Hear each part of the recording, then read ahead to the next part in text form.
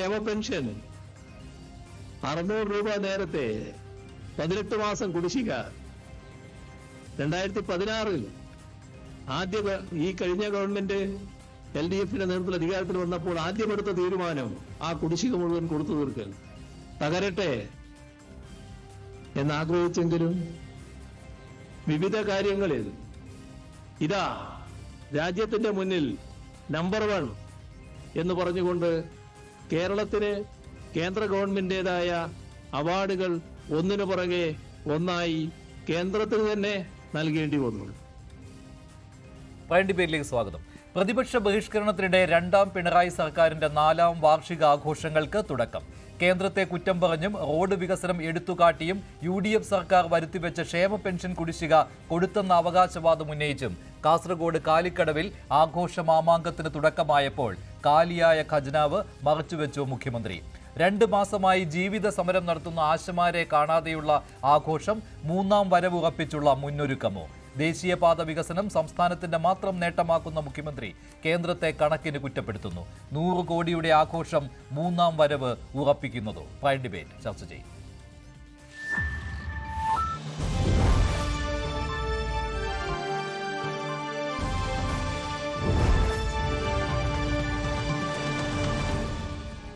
Prime ഡിബേറ്റിൽ രാഷ്ട്രീയ നിരീക്ഷകൻ ശ്രീ ശ്രീജിത്ത് പണിക്കർ, CPM സഹയാത്രികൻ ഡോക്ടർ B ജയരാജ്, പൊതുപ്രവർത്തകൻ ശ്രീ MK ഹരിദാസ് എന്നിവർ ചേരുകയാണ്. ആദ്യം ഡോക്ടർ B ജയരാജ്, പ്രതിപക്ഷത്തിന്റെ ബഹിഷ്കരണം, അതിലവർ പറയുന്ന കാര്യങ്ങളും പ്രധാനമാണ്. ഇവിടെ ആശമാരുടെ സമരം 2 മാസം പിന്നിട്ടിരിക്കുകയാണ്.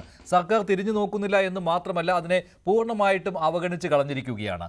അതുപോലെ തന്നെ ഈ സംസ്ഥാനം സാമ്പത്തിക പ്രതിസന്ധിയിലൂടെയാണ് കടന്നു പോകുന്നത് എന്ന് ബജറ്റിലും ഊന്നി പറഞ്ഞിട്ടുള്ള ധനമന്ത്രിയാണ് കേരളത്തിലുള്ളത്. ആ സമയത്താണ് 100 കോടിയുടെ ആഘോഷത്തിന് തുടക്കം കുറിച്ചിരിക്കുന്നത്. അപ്പോൾ പ്രതിപക്ഷം പറഞ്ഞിരിക്കുന്ന കാര്യങ്ങൾ ന്യായമാണല്ലോ.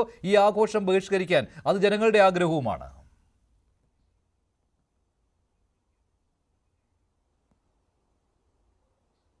ഇതിനകത്തുള്ളൊരു വിഷയം എന്താണെന്ന് വെച്ച് കഴിഞ്ഞാൽ, നമ്മുടെ ഒരു ക്യാപിറ്റലിസ്റ്റ് എക്കണോമിയിൽ poorer become more poor and richer become more rich എന്നുള്ളൊരു ഫിനോമിനയാണ് ഇന്ത്യ ഒട്ടുള്ള ക്രോണിക് ക്യാപിറ്റലിസ്റ്റ് ആണെങ്കിലും നടന്നുകൊണ്ടിരിക്കുന്നത്. കേരളം അതിൽ നിന്നൊട്ട് വ്യത്യസ്തമല്ല. അതുകൊണ്ടാണ് കഴിഞ്ഞ സർക്കാർ അധികാരത്തിലേറ്റപ്പോൾ തന്നെ ക്യാബിനറ്റ് എടുത്ത ആദ്യത്തെ തീരുമാനം അതിദാരിദ്ര്യമുള്ള 65,000 കുടുംബങ്ങളെ 4 വർഷം കൊണ്ട് അവരെ അതിദാരിദ്ര്യ പട്ടികയിൽ നിന്ന് ഉയർത്തിക്കൊണ്ടുവരും എന്നുള്ളത്. അതാണ് ഏറ്റവും സാധാരണക്കാരന് വേണ്ടിയിട്ട് ഇടപെടത്ത് നടത്തിയ ഏറ്റവും വലിയ ഒരു വിപ്ലവം എന്ന് തന്നെ വേണമെങ്കിൽ അതിനെ പറയാം. അതിനുശേഷം പിന്നെ ഡെവലപ്മെന്റിൽ അല്ലാത്തുള്ള ഹ്യൂമൻ ഡെവലപ്മെന്റിന്റെ കാര്യത്തിൽ നമ്പർ 1 ആണ്. അത് നീതി ആയോഗിന്റെ കണക്കനുസരിച്ച് കൃത്യമായിട്ട് കേന്ദ്ര ഗവൺമെന്റ് നൽകുന്ന അവാർഡുകൾ അനുസരിച്ച് കേരളം നമ്പർ 1 ആണ്. ഈ പത്രത്തിൽ ഈ ഒരു പരസ്യം കൊടുക്കണമെന്നുണ്ടെങ്കിൽ ഇതിനെക്കുറിച്ച് ജനങ്ങൾ അറിയണ്ടേ? ജനങ്ങൾ അറിയാതിരിക്കാൻ വേണ്ടി കേരളത്തിലുള്ള ഒട്ടുമിക്ക ഏതാണ്ട് 99% TV ചാനലുകളും ഇടതുപക്ഷ മുന്നണിക്ക് എതിരായിട്ടുള്ള പ്രൊപ്പഗൻഡയാണ് തീർച്ചയായിട്ടും ചെയ്തുകൊണ്ടിരിക്കുന്നത്. അപൂർവം തെറ്റിയും തിരിച്ച് എന്തെങ്കിലും നല്ല വാർത്തകൾ കൊടുത്തെങ്കിലായി, അല്ലാതെ മുഴുവൻ സമയം ഇരുന്ന് ആക്രമിച്ചുകൊണ്ടിരിക്കുകയാണല്ലോ. അതുപോലെ തന്നെ പത്രമാധ്യമങ്ങൾ ദേശാഭിമാനിയും കൈരളിയും ഒഴിച്ചു കഴിഞ്ഞാൽ ബാക്കി എല്ലാ പത്രങ്ങളും മാധ്യമങ്ങളും ആക്രമിക്കുമ്പോൾ കനകോലുവിന് എത്രയധികം കോടി രൂപ കൊടുത്തിട്ടാണ് ഇവിടെ കൊണ്ടുവന്നിട്ട് ഓരോ പ്രോഗ്രാം പ്ലാൻ ചെയ്യുന്നത്. അത്തരത്തിൽ പ്രോഗ്രാം ചെയ്ത് കൃത്യമായിട്ട് പ്ലാൻ ചെയ്ത ഒരു അജണ്ടയോട് കൂടിയാണ് ജമാഅത്തെ ഇസ്ലാമിക്കാരും എല്ലാം കൂടി ആശാസമരം നടപ്പിലാക്കിയത്. ആശാസമരത്തിന്റെ ആളുകൾ കേന്ദ്ര സർക്കാരിന്റെ മന്ത്രിമാരെ മണിമറ്റത്ത് ആവണിപ്പന്തൽ പാടി സ്വീകരിക്കുകയും അവരോടൊപ്പം ആടുകയൊക്കെ ചെയ്യുന്ന, അല്ലാതെ കേന്ദ്ര സർക്കാരിനെതിരെ സമരം ചെയ്യാനും.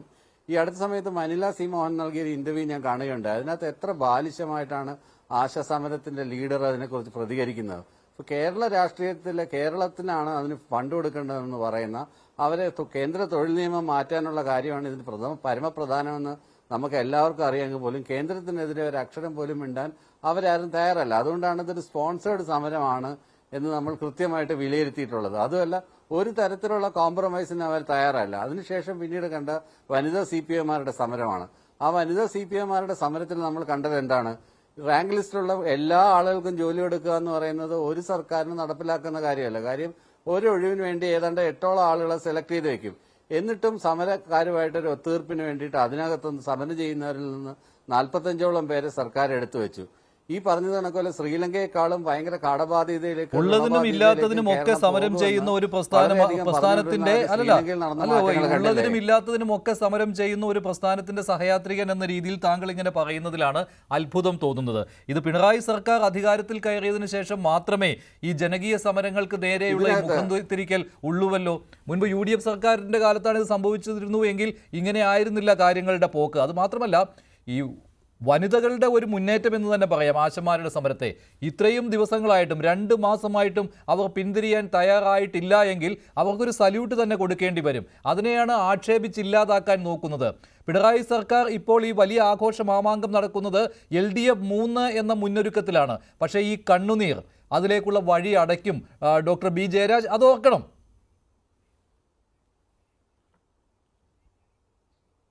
തീർച്ചയായിട്ടും ഞാൻ അതിനെക്കുറിച്ച് തന്നെയാണ് പറഞ്ഞെടുത്തത്. അതുകൊണ്ട് കനകോലുവിന്റെ പ്രത്യേക നിർദ്ദേശപ്രകാരമാണ് ഇത്തരത്തിലുള്ള സമരങ്ങൾ സ്ത്രീകളെ കനകോലുവിന്റെ നിർദ്ദേശമൊക്കെ എവിടെ വരാനാണ്? UDF ആ സമരത്തിന്റെ ഭാഗം പോലുമല്ല.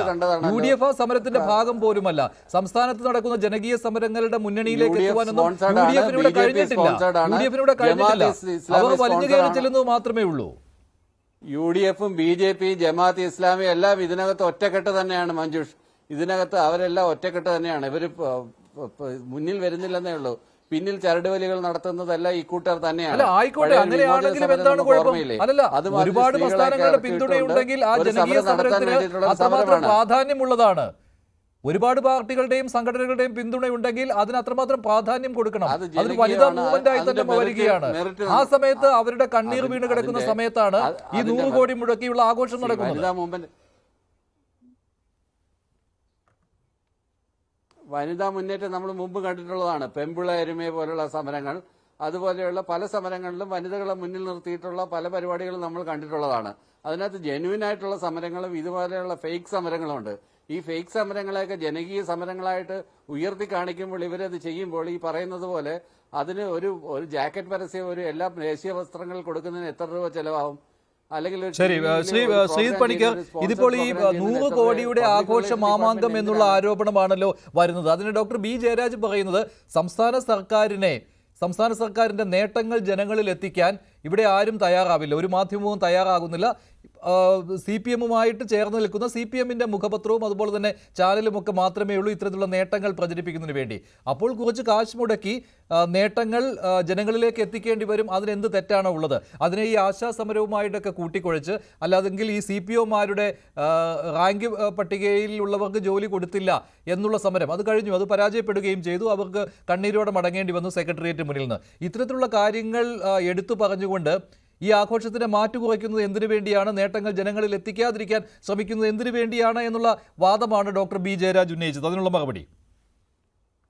ശ്രീ മഞ്ജുഷ്, ഇതിൽ നമ്മൾ പ്രധാനമായിട്ട് മനസ്സിലാക്കേണ്ടുന്ന ഒരു കാര്യം, ഒരു സർക്കാരിനെ സംബന്ധിച്ചിടത്തോളം അതിൻ്റെ നേട്ടങ്ങൾ എന്ന് വെച്ചാൽ അത് ജനോപകാരപ്രദമായിട്ടുള്ള നയങ്ങൾ ഉണ്ടാക്കുക എന്നുള്ളതിലാണ്. അതായത് ഒരു സർക്കാർ കഴിഞ്ഞ കുറേ കാലം, അതിപ്പോൾ 9 വർഷമായാലും അതോ സെക്കൻഡ് ടൈമിലെ 4 വർഷമായാലും ജനോപകാരപ്രദമായിട്ടുള്ള കാര്യങ്ങളാണ് നടത്തിയിട്ടുള്ളത് എങ്കിൽ അതിൻ്റെ ഗുണഭോക്താക്കളാകേണ്ടത് ജനങ്ങളാണ്. അങ്ങനെയെങ്കിൽ ആ ജനങ്ങൾക്ക് എന്തൊക്കെയാണ് ഈ സർക്കാർ ചെയ്തത് എന്നതിനെക്കുറിച്ച് സർക്കാർ പ്രത്യേകിച്ചും ഇൻഡാസ് അടിച്ചിറക്കി അവരുടെ വീടുകളിൽ എത്തിക്കുകയോ പരസ്യമാർഗ്ഗങ്ങൾ വഴിയോ കട്ടൗട്ടുകൾ വഴിയോ ഹോർഡിംഗ് വഴിയോ ഒന്നും തന്നെ അവരിലേക്ക് അത് എത്തിക്കേണ്ടുന്ന കാര്യമില്ല. ഇപ്പോൾ ഉദാഹരണത്തിന് എന്നെ സംബന്ധിച്ചിടത്തോളം ഇപ്പോൾ ഞാൻ ഹോൾഡ് ചെയ്യുന്ന സർക്കാരിൻ്റെ ഇപ്പോൾ സിവിൽ സപ്ലൈസുമായി ബന്ധപ്പെട്ട് എനിക്ക് റേഷൻ കിട്ടാൻ വേണ്ടിയിട്ടുള്ള ഒരു പ്രത്യേക കാർഡ് ഉണ്ടെന്ന് കരുതിക്കോ. ആ കാർഡിൽ എനിക്ക് കിട്ടാൻ അർഹതയുള്ള സൗജന്യ നിരക്കിൽ കിട്ടാവുന്ന ഇന്ന കാര്യങ്ങളുണ്ട് എങ്കിൽ അതിനെക്കുറിച്ച് എനിക്കറിയാം. അത് ഞാൻ അതിൻ്റെ ഗുണഭോക്താവായിരിക്കും. അത് മാസങ്ങളായിട്ട് ഞാനതങ്ങനെ, അല്ലെങ്കിൽ വർഷങ്ങളായിട്ട് ഞാനതങ്ങനെ ചെയ്തുകൊണ്ടിരിക്കുകയാണ്. ഏതെങ്കിലും ഒരു സമയത്ത് അതിൽ എന്തെങ്കിലും രീതിയിലത്തേക്കുള്ള ഏറ്റക്കുറച്ചിലുകൾ ഉണ്ടാകുന്നുണ്ടെങ്കിൽ, എനിക്ക് കൂടുതലായിട്ട് സൗജന്യ നിരക്കിൽ എന്തെങ്കിലും ഉൽപ്പന്നങ്ങൾ ലഭ്യമാകുന്നുണ്ടെങ്കിൽ അതിനെക്കുറിച്ച് എനിക്ക് വളരെ കൃത്യമായിട്ട് അറിയാം. അതെങ്ങനെ അറിയാം? ഇതുമായി ബന്ധപ്പെട്ട് വാർത്തകൾ ഉണ്ടാകും, പത്രമാധ്യമങ്ങളിൽ കൂടി വാർത്തകൾ വരും. ഇനി അതൊന്നുമില്ല എങ്കിൽ തന്നെ ഞാൻ ഇതിൻ്റെയൊക്കെ കേന്ദ്രങ്ങളിൽ ചെല്ലുന്ന സമയത്ത് അവിടെയുള്ള ആൾക്കാർ അതെന്നെ അറിയിക്കും. ആ സമയത്ത് ഞാൻ അതിൻ്റെ ഗുണഭോക്താവാകും. ഇതെല്ലാം കഴിഞ്ഞതിന് ശേഷം സർക്കാർ ഇതൊക്കെ കട്ടൗട്ട് വെച്ച് പറയുകയോ ഹോർഡിങ്ങിൽ അടിക്കുകയോ പത്രങ്ങളിലെ ന്യൂസ് പരസ്യങ്ങളിൽ കൊണ്ടുവരികയോ ചെയ്ത് പറയേണ്ടുന്ന കാര്യമുണ്ടോ? ഇല്ല. എന്ന് വെച്ചാൽ ജനോപകാരപ്രദമായിട്ടുള്ള എന്ത് നയം ഇവിടെ കൊണ്ടുവന്നാലും അത് പ്രത്യേകിച്ച് നിങ്ങൾ പരസ്യം ചെയ്ത് പിന്നീട് അറിയിക്കേണ്ടുന്ന കാര്യമില്ല. അത് ജനങ്ങൾക്ക് അറിയാം. അപ്പോൾ ഇവിടുത്തെ പ്രധാനപ്പെട്ട പ്രശ്നം ഈ പേപ്പറുകളിൽ ഒതുങ്ങുന്ന കുറേയധികം കാര്യങ്ങളുണ്ട്.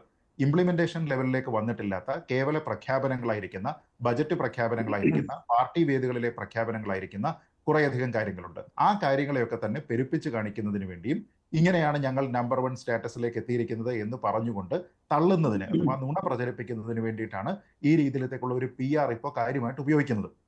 PR എന്ന് പറയുന്നത് ഒരു തെറ്റല്ല, പക്ഷേ നിങ്ങൾ ചെയ്തിട്ടില്ലാത്ത കാര്യത്തിനെ ചെയ്തു എന്ന രീതിയിൽ കാണിക്കുകയോ ചെയ്ത കാര്യത്തിനെ അതിന്റെ നിരവധി മടങ്ങ് നിങ്ങൾ ചെയ്തു എന്ന രീതിയിലത്തേക്കുള്ള ഒരു ഫോൾസ് ഇംപ്രഷൻ ഉണ്ടാക്കുന്നതിന് വേണ്ടി മാർക്കറ്റിങ്ങിനെ ഇപ്പോൾ ഉപയോഗിക്കുന്നു എന്നതുകൊണ്ടാണ് ഇതെല്ലാം തന്നെ വിമർശിക്കപ്പെടുന്നത്.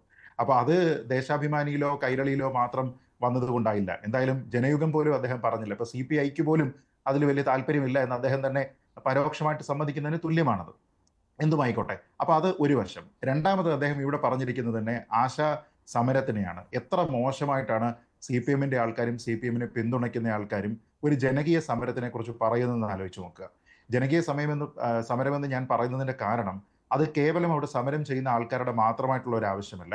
അവർ ഏത് രീതിയിലാണ് നമ്മുടെ ആരോഗ്യരംഗത്ത് പൊതുആരോഗ്യം പൊതുജനാരോഗ്യമൊക്കെ സംരക്ഷിക്കുന്നതിന് വേണ്ടിയിട്ട് പ്രവർത്തിക്കുന്നത്, നിലകൊള്ളുന്നത് എന്നതിനെക്കുറിച്ച് വളരെ കൃത്യമായി ബോധ്യമുള്ള ആൾക്കാരാണ് കേരളത്തിലുള്ള ഓരോ ഹൗസ് ഹോൾഡ്. എല്ലാവർക്കും അതിനെക്കുറിച്ച് അറിയാം. അപ്പോൾ ഓരോ അടിയന്തര ഘട്ടങ്ങൾ ഉണ്ടാകുന്ന സമയത്ത്, അതല്ലാതെ വാക്സിനേഷനുമായി ബന്ധപ്പെട്ട് പരിചരണം, ശിശു പരിചരണം തുടങ്ങിയ എത്രയോ കാര്യങ്ങളുമായി ബന്ധപ്പെട്ട് സർക്കാരിന്റെ ഗ്രൗണ്ടിലുള്ള വോളണ്ടിയർമാർ അല്ലെങ്കിൽ ആക്ടിവിസ്റ്റുകളായിട്ടാണ് ഇവർ നിൽക്കുന്നത് എന്നുള്ളത് നമുക്കറിയാം. അപ്പൊ അങ്ങനെയുള്ള ആൾക്കാർ നടത്തുന്ന ഒരു വേതന വർധന അല്ലെങ്കിൽ അവരുടെ പ്രതിഫലം വർദ്ധിപ്പിക്കണം എന്ന രീതിയിലത്തേക്കുള്ള വളരെ ന്യായമായിട്ടുള്ള ഒരു സമരത്തിനെ പുച്ഛിക്കുകയാണ് ചെയ്യുന്നത്. ഇത് സ്പോൺസേർഡ് സമരമാണ്, ഇത് ജമാഅത്തെ ഇസ്ലാമിയുടെ സമരമാണ്. അതായത് ഈ സമരം ചെയ്യുന്ന സ്ത്രീകൾക്ക് സ്വന്തം നിലയ്ക്ക് ചിന്തിക്കുന്നതിനൊന്നും ഒരു കഴിവുമില്ല. അവരുടെ തലയിലേക്ക് ജമാഅത്തെ ഇസ്ലാമിയും കോൺഗ്രസും BJPയും എന്തോ ആശയങ്ങളെ ഇൻജക്ട് ചെയ്തെങ്കിൽ മാത്രം പ്രവർത്തിക്കുന്ന പാവകളാണിവർ എന്ന രീതിയിലത്തേക്ക് പക്ഷേ അയാൾ ഈ സമരങ്ങളൊക്കെ ചൂണ്ടിക്കാണിച്ചുകൊണ്ടാണല്ലോ പ്രതിപക്ഷം ഈ ആഘോഷം ബഹിഷ്കരിക്കുന്നത്, 4ാം വാർഷികാഘോഷം ബഹിഷ്കരിക്കുന്നത്. അതിനുള്ള ന്യായങ്ങൾ കൂടാതെയും അവർ മറ്റു ന്യായങ്ങളും നിരത്തുന്നുണ്ട്. പക്ഷേ ഈ സർക്കാരിൻ്റെ വാർഷിക ആഘോഷം എന്ന് പറയുന്നത് അത് ഈ നേട്ടങ്ങൾ ആഘോഷിക്കുവാനായിട്ട് ഒരു സർക്കാർ കുറച്ച് ദിവസങ്ങൾ തിരഞ്ഞെടുത്താൽ അതിൽ തെറ്റു പറയാനും പറ്റില്ലല്ലോ. അല്ലാതെ മൗനമായിട്ട് കടന്നു പോകുവാൻ ഞങ്ങളൊന്നും ചെയ്തില്ലേ എന്ന് പറഞ്ഞുകൊണ്ട് മാളത്തിൽ ഒളിച്ചിരിക്കേണ്ട ആവശ്യമില്ലല്ലോ. പ്രോഗ്രസ് കാർഡ് തയ്യാറാക്കുന്നു, നേട്ടങ്ങൾ മുഖ്യമന്ത്രി എണ്ണി പറയുന്നു, ആ നേട്ടങ്ങൾക്കിടെ എന്തെല്ലാം തടസ്സങ്ങളാണ് നേരിട്ടത് എന്ന് അദ്ദേഹം പറയുന്നു, കേന്ദ്രത്തെ കുറ്റപ്പെടുത്തുന്നു. ഇതൊക്കെ വരും. അതൊക്കെ വരുന്നത് ഒരു രാഷ്ട്രീയ ആയുധം കൂടിയാണല്ലോ. കാരണം തെരഞ്ഞെടുപ്പിന് ഇനി 1 വർഷം മാത്രമേ ബാക്കിയുള്ളൂ. അപ്പോൾ എതിർക്കുന്നവർക്കും അവരുടേതായ രാഷ്ട്രീയമുണ്ട്. ഇതൊന്നും വെളിയിലേക്ക് വരരുത് എന്നുള്ളത് അതും പരിഗണിക്കേണ്ടി വരുമല്ലോ. അല്ല, നമ്മൾ ഒരു ആഘോഷം നടത്തുന്ന സമയത്ത് എത്രത്തോളം പ്രൊപ്പോർഷനേറ്റ് ആയിട്ടാണ് നമ്മൾ ഈ കാര്യങ്ങളെയൊക്കെ തന്നെ സെലിബ്രേറ്റ് ചെയ്യുന്നത് എന്നുള്ള ഒരു പ്രധാനപ്പെട്ട ചോദ്യമുണ്ട്. ഇപ്പൊ കേരളത്തിന്റെ മൊത്തത്തിലുള്ള ധനസ്ഥിതി എന്താണ്? ഇപ്പൊ നമ്മുടെ ധനമന്ത്രിയുടെ ബജറ്ററി പ്രസംഗം തുടങ്ങുന്ന സമയത്ത് മാത്രം നമ്മുടെ ആശങ്കാകരമായിട്ടുള്ള ധനസ്ഥിതിയൊക്കെ തന്നെ മാറിയിട്ടുണ്ട് എന്ന രീതിയിലത്തേക്കുള്ള ഒരു കേവല പ്രഖ്യാപനമാണ്. പക്ഷേ സ്കീമുകളിൽ ഇത് കാണുന്നുണ്ടോ? വെൽഫെയർ സ്കീമുകളിലാണെങ്കിലും ഇവിടെയുള്ള ക്യാപിറ്റൽ ഇൻവെസ്റ്റ്മെന്റ് ആവശ്യമുള്ള സ്കീമുകളിലാണെങ്കിലും ഒന്നും തന്നെ അത് കാണുന്നില്ല എന്നുള്ളത് ഒരു വശമാണ്. രണ്ടാമതൊരു വശം, 2 വർഷം മുമ്പാണ് മുഖ്യമന്ത്രിയുടെ പ്രിൻസിപ്പൽ സെക്രട്ടറി ആയിരുന്ന ശിവശങ്കർ ലൈഫ് മിഷൻ പോലെ സർക്കാരിന്റെ ഏറ്റവും പ്രധാനപ്പെട്ട ഒരു പദ്ധതിയിലെ കോഴ കേസിൽ ED അറസ്റ്റ് ചെയ്തിട്ട് അദ്ദേഹം ജയിലിലാകുന്നത് അല്ലെങ്കിൽ അദ്ദേഹം അകത്താകുന്നത്. ഇപ്പോൾ ഈ സമയത്ത് ഏതാനും ദിവസങ്ങൾക്ക് മുൻപാണ് മുഖ്യമന്ത്രിയുടെ ചീഫ് പ്രിൻസിപ്പൽ സെക്രട്ടറി അദ്ദേഹത്തിന്റെ വരുമാനത്തിനേക്കാൾ കൂടിയ രീതിയിലത്തേക്കുള്ള സ്വത്ത് സമ്പാദിച്ചിട്ടുണ്ട് എന്ന കേസിൽ പ്രഥമ ദൃഷ്ടിയ കേസ് നിലനിൽക്കുന്നതാണ് എന്ന് കണ്ടുകൊണ്ട് ആ കേസിൽ CBI അന്വേഷണം വേണമെന്ന് ഹൈക്കോടതി ആവശ്യപ്പെട്ടത്. മുഖ്യമന്ത്രിയുടെ മകളുടെ കാര്യത്തിൽ വളരെ കൃത്യമായിട്ട് SFIOയുടെ രീതിയിൽ അവരുടെ ഭാഗത്തു നിന്നുണ്ടായിരിക്കുന്ന കുറ്റപത്രം എന്താണ് എന്ന് നമ്മൾ കണ്ടു. ഇപ്പോൾ ED അതുമായി ബന്ധപ്പെട്ട വിവരങ്ങളും അവരുടെ സ്റ്റേറ്റ്മെന്റ് ഉൾപ്പെടെയുള്ള കാര്യങ്ങൾ സ്വീകരിക്കുന്നുവെന്ന് നമ്മൾ അറിയുന്നു. എന്ന് വെച്ച് കഴിഞ്ഞാൽ ഇവിടെ കേരളത്തിൽ നടന്നുകൊണ്ടിരിക്കുന്നതും ഏറ്റവും കൂടുതൽ ചർച്ച ചെയ്യപ്പെട്ടുകൊണ്ടിരിക്കുന്നതുമായിട്ടുള്ള വിഷയങ്ങളെല്ലാം തന്നെ സർക്കാരിനെതിരായിട്ടുള്ള കാര്യങ്ങളാണ്. ആ സമയത്ത് ഒരു പ്രതിച്ഛായ മിനുക്കൽ മുഖ്യമന്ത്രിയുടെ പ്രൈവറ്റ് ഈഗോയെ സംരക്ഷിക്കുക തുടങ്ങിയ കാര്യങ്ങൾക്ക് വേണ്ടി പബ്ലിക് ഫണ്ട് ഉപയോഗിക്കുകയാണ്. ഇപ്പോൾ അദ്ദേഹം അല്പം മുമ്പ് ഞാൻ നേരത്തെ പറഞ്ഞില്ലേ, നുണ പ്രചരിപ്പിക്കുന്നതിന് വേണ്ടിയിട്ടാണ് ഇത് പലതും ഉപയോഗിക്കുന്നത്. ഇപ്പൊ അല്പം മുമ്പ് ശ്രീ ജയരാജ് പറഞ്ഞത് നോക്കൂ, കേന്ദ്ര നിയമമാണ് പരിഷ്കരിക്കേണ്ടത്, എങ്കിൽ മാത്രമേ ആശാപ്രവർത്തകർക്ക് പ്രതിഫലം കൂട്ടുകയുള്ളൂ. എന്താണ് നിയമം? ആ നിയമത്തിൽ കേന്ദ്രം പറയുന്നത് എങ്ങനെയാണ്? കേന്ദ്രം കൊടുക്കുന്ന ഇൻസെന്റീവ് ഉണ്ട്, സംസ്ഥാന സർക്കാരുകൾ കൊടുക്കേണ്ടുന്ന ഓണറേറിയം ഉണ്ട്. സംസ്ഥാന സർക്കാരുകൾ കൊടുക്കേണ്ടുന്ന ഓണറേറിയത്തിന് യാതൊരു വിധത്തിലുള്ള പരിധികളും കേന്ദ്രം വെച്ചിട്ടില്ല. എന്ന് വെച്ച് കഴിഞ്ഞാൽ കേന്ദ്ര സർക്കാർ കൊടുക്കുന്ന ഇൻസെന്റീവ് സപ്പോസ് 2000-ഓ 3000-ഓ രൂപയാണെങ്കിലും സംസ്ഥാന സർക്കാരിനെ സംബന്ധിച്ചിടത്തോളം 20,000 രൂപ വേണമെങ്കിൽ 20,000 രൂപ അവർക്ക് ഓണറേറിയമായിട്ട് കൊടുക്കാം. അത് 1000 രൂപ കൊടുക്കുന്ന സർക്കാരുകളുണ്ട്, 5000 കൊടുക്കുന്നവരുണ്ട്, 10,000 കൊടുക്കുന്നവരുണ്ട്. ആന്ധ്രാപ്രദേശിൽ നോക്കിക്കഴിഞ്ഞാൽ അതിൽ കേന്ദ്ര സർക്കാർ കൊടുക്കേണ്ടുന്ന പണം എത്രയാണോ അതുകൂടി ചേർത്ത് സംസ്ഥാന സർക്കാരിന്റെ കമ്പോണന്റ് ആയിട്ട് അവർ കൊടുക്കുന്നുണ്ട്. എന്ന് വെച്ചാൽ യാഥാർത്ഥ്യം എന്താണ്? കേന്ദ്ര സർക്കാർ ഈ നിയമം പരിഷ്കരിച്ചാലും ഇല്ലെങ്കിലും അവർക്ക് കിട്ടുന്ന പ്രതിമാസം കിട്ടുന്ന പ്രതിഫലം വർദ്ധിപ്പിക്കാൻ സംസ്ഥാന സർക്കാർ വിചാരിച്ചാൽ നടക്കും. എന്നിട്ട് ഇവർ പ്രചരിപ്പിക്കുന്നതാണ്, നോക്കൂ ഇത് കേന്ദ്രം വിചാരിച്ച് മാത്രമേ നടക്കുകയുള്ളൂ എന്ന്. അതേപോലെ തന്നെ ഇപ്പം ധനമന്ത്രി KN ബാലഗോപാൽ എത്രയോ തവണ നമ്മളോട് പറഞ്ഞിരിക്കുന്ന കാര്യമാണ്, നമുക്ക് കിട്ടേണ്ടിയിരുന്ന 57,000 കോടി രൂപ കുറഞ്ഞിരിക്കുന്നു എന്ന് പറഞ്ഞുകൊണ്ട് സ്ഥിരം ഇവിടുത്തെ മാധ്യമങ്ങളെ കാണുമ്പോൾ പറയുന്നു, CPM-ന്റെ മുഖപത്രത്തിൽ അത് വരുന്നു, അവരുടെ എല്ലാ പ്രസിദ്ധീകരണങ്ങളിലും അത് വരുന്നു. അതിന്റെ വാസ്തവം എന്താ? 10ാം ധനകാര്യ കമ്മീഷന്റെ സമയത്ത് ഡെവല്യൂഷൻ സ്കീമിൽ കേരളത്തിന് കൊടുക്കേണ്ടത് എത്ര % അതിനെ 15ാം ഫൈനാൻസ് കമ്മീഷന്റെ റെക്കമെൻഡേഷൻ നിലനിൽക്കുന്ന ഒരു കാലത്ത് കമ്പയർ ചെയ്യുകയാണ്. എന്ന് വെച്ചാൽ പണ്ടെങ്ങോ ഉണ്ടായിരുന്ന ഒരു കണക്കിനെ വെച്ചുകൊണ്ട് താരതമ്യം ചെയ്തു കഴിഞ്ഞാൽ ആ പെർസെന്റേജിലായിരുന്നു നമുക്ക് ഡെവല്യൂഷൻ കിട്ടുന്നത് എങ്കിൽ ഇന്ന് കിട്ടേണ്ടിയിരുന്ന തുകയിൽ നിന്ന് ഇന്നത്തെ കണക്ക് അപ്ലൈ ചെയ്യുന്ന സമയത്ത് 57,000 കോടി രൂപ കുറവാണ് എന്ന് നമ്മളോട് പറയും. എന്നിട്ട് ധനമന്ത്രി നിർമ്മല സീതാരാമന് കത്തയക്കുന്ന സമയത്ത് ഇത് പറയുമോ? പറയില്ല. കാരണം എന്താ? പറഞ്ഞു കഴിഞ്ഞാൽ അത് പമ്പര വിട്ടുവാകും. അവർ ഒരൊറ്റ ചോദ്യം തിരിച്ചു ചോദിച്ചാൽ മതി, അത് ബാലഗോപാലെ ഇത് 10ാം ധനകാര്യ കമ്മീഷൻ അല്ലല്ലോ, 15ാമത് കമ്മീഷൻ അല്ലേ പറഞ്ഞിരിക്കുന്നത് എന്ന് ചോദിച്ചു കഴിഞ്ഞാൽ ഇതവിടെ തീരും. അപ്പൊ അതുകൊണ്ട് എന്ത് ചെയ്യും? നമ്മളോട് ഇത് പറയും, മാധ്യമങ്ങളോട് ഇത് പറയും, പക്ഷേ ധനമന്ത്രിക്ക് കത്തയക്കുന്ന സമയത്ത് ഈ കണക്കുകൾ പറയില്ല. ഈ രീതിയിലത്തേക്കുള്ള നുണ പറയുക, വളച്ചൊടിച്ച് കാര്യങ്ങളെ അവതരിപ്പിക്കുക, ഇതൊക്കെയാണ്. ഒരൊറ്റ ചോദ്യം, ഇപ്പൊ ഈ ആശാസമരത്തിനെ ഇത്രയും പുച്ഛിച്ചതുകൊണ്ട് ഞാൻ ചോദിക്കാം, നിങ്ങൾ എന്ത് കാരണം പറഞ്ഞോളൂ, അതായത് ഇവർക്ക് പണം കൊടുക്കേണ്ടത് അവരാണ്, ഇവരാണ്, നമ്മളാണ് ഏറ്റവും കൂടുതൽ കൊടുക്കുന്നത്. 232 രൂപ ഒരു ദിവസം, അഥവാ ഒരു മാസം 7,000 രൂപ പോട്ടെ, 9,000 ആയിക്കോട്ടെ, ഇനി അതല്ല മുഖ്യമന്ത്രി പറയുന്ന 13,000 രൂപ ആയിക്കോട്ടെ. ഫുൾ ടൈം എംപ്ലോയ്മെന്റ് എന്ന നിലയ്ക്ക് രാവിലെ മുതൽ വൈകുന്നേരം വരെ യാതൊരു വിധത്തിലുള്ള ഇടവേളകളും ഇല്ലാതെ ദൈനംദിനം ജോലി ചെയ്യുന്ന ഒരു ജോലിക്ക് ഒരു തൊഴിലാളി വർഗ സർക്കാർ ഭരിക്കുന്ന ഒരു രാജ്യത്ത്, ഒരു സംസ്ഥാനത്ത് 7,000 രൂപയോ 9,000 രൂപയോ 13,000 രൂപയോ മതിയാകുമോ എന്നൊരു ചോദ്യമല്ലേ? നമ്മുടെ സാധാരണ ഡെയിലി വേജസിന് പോകുന്ന ലേബറേഴ്സ് അല്ലേ, അങ്ങനെയുള്ള ആൾക്കാർക്ക് ഇതിനേക്കാൾ കൂടുതൽ കിട്ടത്തില്ലേ? അപ്പോൾ അത്ര മോശമായിട്ടുള്ള ഒരു കാര്യമാണോ ഇവർ ചെയ്യുന്നത്? ആരോഗ്യരംഗത്ത് ഇവർ ചെയ്യുന്ന കോൺട്രിബ്യൂഷൻ അത്ര ചെറുതാണോ? അപ്പൊ ഞാൻ പറയുന്നത് അനുഭാവപൂർവ്വം അങ്ങേയറ്റം ഒരു സെക്കൻഡ് അനുഭാവപൂർവ്വം പരിഗണിക്കുക എന്നുള്ള ഒരു കാര്യം പറയുന്നതിന് പകരം ആ സമരത്തിനെ അങ്ങേയറ്റം ഇകഴ്ത്തുകയും അത് രാഷ്ട്രീയമായി സ്പോൺസർ ചെയ്യുകയാണ്, പാട്ടകിലിക്കിയ ആൾക്കാരുടെ സമരമാണ് തുടങ്ങി എന്തെല്ലാം. എന്നിട്ട് അവരുടെ കണ്ണീരിന്റെ മുകളിലാണ് ഈ ആഘോഷ മാമാങ്കം സംഘടിപ്പിച്ചിരിക്കുന്നത്. എന്താണ് ജയരാജ് ക്ലിയർ ചെയ്യാന്ന് പറഞ്ഞത്?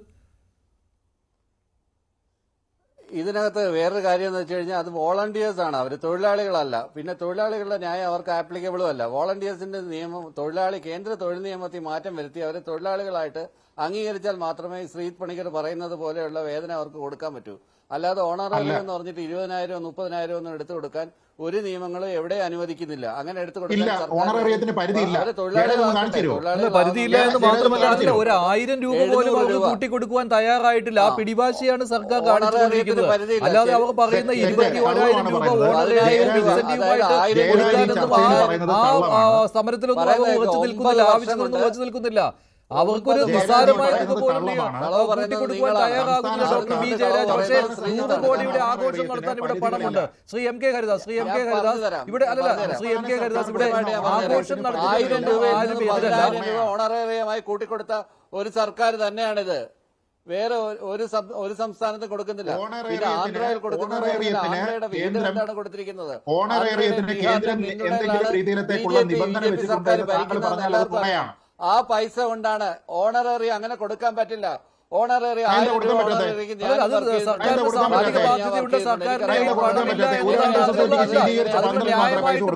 ന്യായമായിട്ട് പറയുന്ന സർക്കാരിന്റെ കയ്യിൽ പണമില്ല, സർക്കാരിന് കൊടുക്കാൻ ആഗ്രഹമുണ്ട്, പക്ഷേ കയ്യിൽ പണമില്ല എന്നതാണ് ന്യായീകരണം. ആ കയ്യിൽ പണമില്ലാത്ത സമയത്താണോ ഈ ധൂർത്ത് നടത്തുന്നത് എന്നുള്ളതാണ് ചോദ്യം. Shri doctor B Jayaraj, Shri M K Haridas, ധൂർത്താണ് എന്ന് തെളിയിക്കുന്നത് ഈ ആശമാരുടെ സമരത്തിന് നേരെ കണ്ണടച്ചു എന്ന കാര്യം മാത്രമേ ഉള്ളൂ. ചെയ്തിട്ട് മിണ്ടാതിരുന്നാ മതിയല്ലോ. ബാക്കി എല്ലാ ജനങ്ങളും മനസ്സിലാക്കിക്കോളും, റേഷൻ കടയിൽ പോയി മനസ്സിലാക്കിക്കോളും, മറ്റേ സ്ഥലങ്ങളിലെല്ലാം കണ്ടങ്ങ് നേട്ടങ്ങളുണ്ട്. അത് മനസ്സിലാക്കാൻ അത് 4 വർഷത്തെ അല്ല 9 വർഷത്തെ കാര്യങ്ങളാണ് ഇന്ന് മുഖ്യമന്ത്രി എണ്ണി പറഞ്ഞത്. കാര്യങ്ങൾ ചെയ്തേ പറ്റൂ. അല്ല, എന്നിട്ട് ആൾക്കാർക്ക് അറിയാത്തത് കൊണ്ടാണോ പരസ്യം ചെയ്ത് അവരെ അറിയിക്കുന്നേ? എന്നിട്ട് ഈ ആൾക്കാർക്ക് അറിയുന്നില്ലല്ലോ, അതുകൊണ്ടാണോ പരസ്യം അടിച്ചു കൊടുക്കുന്നേ? 398 കോടി തീർച്ചയായിട്ടും മെമ്മറി എന്ന് പറയുന്നത് വളരെ കുഞ്ഞു മെമ്മറിയാണ് ജനങ്ങളുടെ. ആ മെമ്മറി എന്ന് പറഞ്ഞാൽ പഴയ കാര്യങ്ങളൊന്നും ഓർത്തിരിക്കാറില്ല. മുമ്പ് എങ്ങനെയായിരുന്നു ഇപ്പൊ കമ്പയർ ചെയ്യുന്നത് കഴിഞ്ഞ സർക്കാരും കഴിഞ്ഞ പിണറായി സർക്കാരും ഇപ്പോഴത്തെ പിണറായി സർക്കാരും തമ്മിലാണ് ആളുകൾ കമ്പയർ ചെയ്യുന്നത്. അതിനെ കമ്പയർ ചെയ്യേണ്ടത് ഉമ്മൻചാണ്ടി സർക്കാരുമായിട്ടാണ് കമ്പയർ ചെയ്യേണ്ടത്. സമരം ചെയ്യുന്ന പാവപ്പെട്ട സ്ത്രീകളുടെ പ്രശ്നം പരിഹരിക്കാൻ ഈ കമ്മ്യൂണിസ്റ്റ് സർക്കാരിന് സാധിക്കാതെയല്ല, ഒരു പ്രസ്റ്റീജ് ഇഷ്യൂ. ഇപ്പൊ ഇവിടെ ഒരു മാന്യദേഹം പറയുന്നത് കേട്ടു, സംസ്ഥാന സർക്കാരിന്റെ താങ്കൾ പറയുന്നത് 10% ഉണ്ടെങ്കിൽ തീരുവെന്ന്. 10% അവർ ആവശ്യപ്പെടുന്നതിന്റെ 10% കൊടുക്കും മിസ്റ്റർ. അവർ 1000 രൂപ ചോദിച്ചാൽ നിങ്ങൾ 100 രൂപ കൊടുത്തിട്ടെങ്കിൽ ആ പ്രശ്നം അവസാനിപ്പിക്കൂ. താങ്കൾ ഇപ്പൊ എന്താ പറഞ്ഞത്? എന്ത് വിഡ്ഢിത്ത താങ്കൾ പറഞ്ഞത്? സംസ്ഥാന സർക്കാരിന്റെ പണിയല്ല ഓണറേറിയം കൂട്ടുന്നത് എന്ന് പറഞ്ഞില്ലേ? ഇപ്പൊ എല്ലാ നേതാക്കന്മാരും പ്രസംഗിച്ച് നടക്കുന്നുണ്ടല്ലോ, 1000 രൂപ ഉണ്ടായിരുന്നത് 7000 രൂപയാക്കിയത് സംസ്ഥാന സർക്കാർ, ഈ ഇടതുപക്ഷ ജനാധിപത്യ മുന്നണി സർക്കാർ അധികാരത്തിൽ വന്നിട്ടാണെന്ന്. അപ്പൊ 6000 രൂപ വരെ കൂട്ടുന്നതിന് വല്ല പെർമിഷനും സുപ്രീം കോടതി തന്നിട്ടുണ്ടോ? താങ്കൾ ആലോചിച്ചിട്ട് കൃത്യമായിട്ട് ഒരു ഇത്തരം ചർച്ചകളിൽ വന്നിരിക്കുമ്പോ വിഡ്ഢിത്തങ്ങൾ വിളിച്ചു പറയരുത്, അതിനൊരു പരിധിയുണ്ട്. പിന്നെ ശ്രീജിത്ത് പണിക്കർ പറഞ്ഞു നേരത്തെ 56,000 കോടി രൂപയുടെ ഒരു കണക്ക് പറഞ്ഞ് നടക്കുകയായിരുന്നു. ഏകദേശം ഹരിദാസ് മാത്രമേ ഉള്ളൂ ബുദ്ധിരാക്ഷസൻ, ബാക്കി എല്ലാവരും താങ്കൾ പറഞ്ഞു ശീലിക്കണ്ട. ബുദ്ധിരാക്ഷസനായിട്ട് എം കെ ഹരിദാസ് മാത്രമേ ഉള്ളൂ, ബാക്കി എല്ലാവരും താങ്കൾ ഇടയ്ക്ക് കണ്ണാടിയിലൊന്ന് നോക്കിയാൽ മതി, ഒന്ന് കണ്ണാടിയിലൊന്ന് നോക്കിയാൽ മതി. കണ്ണാടിയിലൊന്നും നോക്കേണ്ട യാതൊരുവിധ ആവശ്യമില്ല. എനിക്ക് ചുറ്റും നടക്കുന്ന കൃത്യമായിട്ട് കാണാൻ തയ്യാറായാൽ മതി, അല്ലാണ്ട് ഒരു കണ്ണാടിയിൽ നോക്കിയിട്ട് വിലയിരുത്തേണ്ട ആവശ്യമില്ല. നമുക്ക് ചുറ്റും നടക്കുന്ന പാവപ്പെട്ടവന്റെ രോദന കേൾക്കണം. അതിനു വേണ്ടിയിട്ട് സ്വിമ്മിംഗ് പൂള് അതാത് സമയത്ത് നവീകരിക്കാൻ വേണ്ടിയിട്ട് 4.5 ലക്ഷം രൂപ എല്ലാ കൊല്ലവും വകയിരുത്തുന്ന ഒരു മുഖ്യമന്ത്രിയെ അല്ല കേരളത്തിന് ആവശ്യം. ഇപ്പോഴത്തെ അവസ്ഥയിൽ ഈ കേരളം ഭരിക്കാൻ ഈ മുഖ്യമന്ത്രിയേക്കാൾ നന്നായിട്ട് സന്തോഷ് പണ്ഡിറ്റിന് സാധിക്കും മിസ്റ്റർ ജയരാജ്, അല്ലെങ്കിൽ PC ജോർജ് ഇതിനേക്കാൾ നന്നായിട്ട് ജനങ്ങൾക്ക് പ്രശ്നങ്ങളില്ലാതെ ഭരിക്കും. എം കെ ഹരിദാസിന് സാധിക്കുമെന്ന് പറഞ്ഞാൽ മതി. നമുക്ക് മുതൽവൻ സിനിമ എടുക്കാം, എന്നിട്ട് എം കെ ഹരിദാസിനെ മുഖ്യമന്ത്രിയാക്കാം. കഴിവുണ്ട് എന്ന് പറയുന്നില്ലല്ലോ, താങ്കളുടെ പേരും പറയുന്നില്ല. കാരണം സന്തോഷ് പണ്ഡിറ്റിന്റെ പേര് പറഞ്ഞത് സന്തോഷ് പണ്ഡിറ്റിന്റെ പേര് പറഞ്ഞത് കൊണ്ട് നന്നായി. കാരണം സന്തോഷ് പണ്ഡിറ്റിനും PC ജോർജിനും ചെയ്യാവുന്നതിനപ്പുറം ഒന്നും നിങ്ങളുടെ മുഖ്യമന്ത്രി ചെയ്യുന്നില്ല. 2015 സംസ്ഥാനത്ത് ലഭിച്ചിരുന്ന നികുതിയുടെ ഏകദേശം 600 ഇരട്ടി നികുതി 2025 കിട്ടിയിട്ട് ഞങ്ങൾ ഇതാ അവിടെ ഒരു റോഡിന് ബോൾഡർ വിരിച്ചു, ഞങ്ങളൊരു സ്കൂളിന് പെയിന്റ് അടിച്ചു, ഞങ്ങൾ ഇതാ അവിടെ കഞ്ഞി കൊടുത്തു എന്ന് പറഞ്ഞിട്ട് 388 കോടി രൂപ പരസ്യത്തിന് കൊടുക്കാൻ നാണമില്ലേ മിസ്റ്റർ ജയരാജൻ നിങ്ങളുടെ മന്ത്രി ഈ ഇടതുപക്ഷ ജനാധിപത്യ മുന്നണി മന്ത്രിസഭയ്ക്ക്? ഞാൻ താങ്കളോട് ഒരു ചെറിയ 1-2 കണക്കുകൾ പറയാം. ഇവിടെ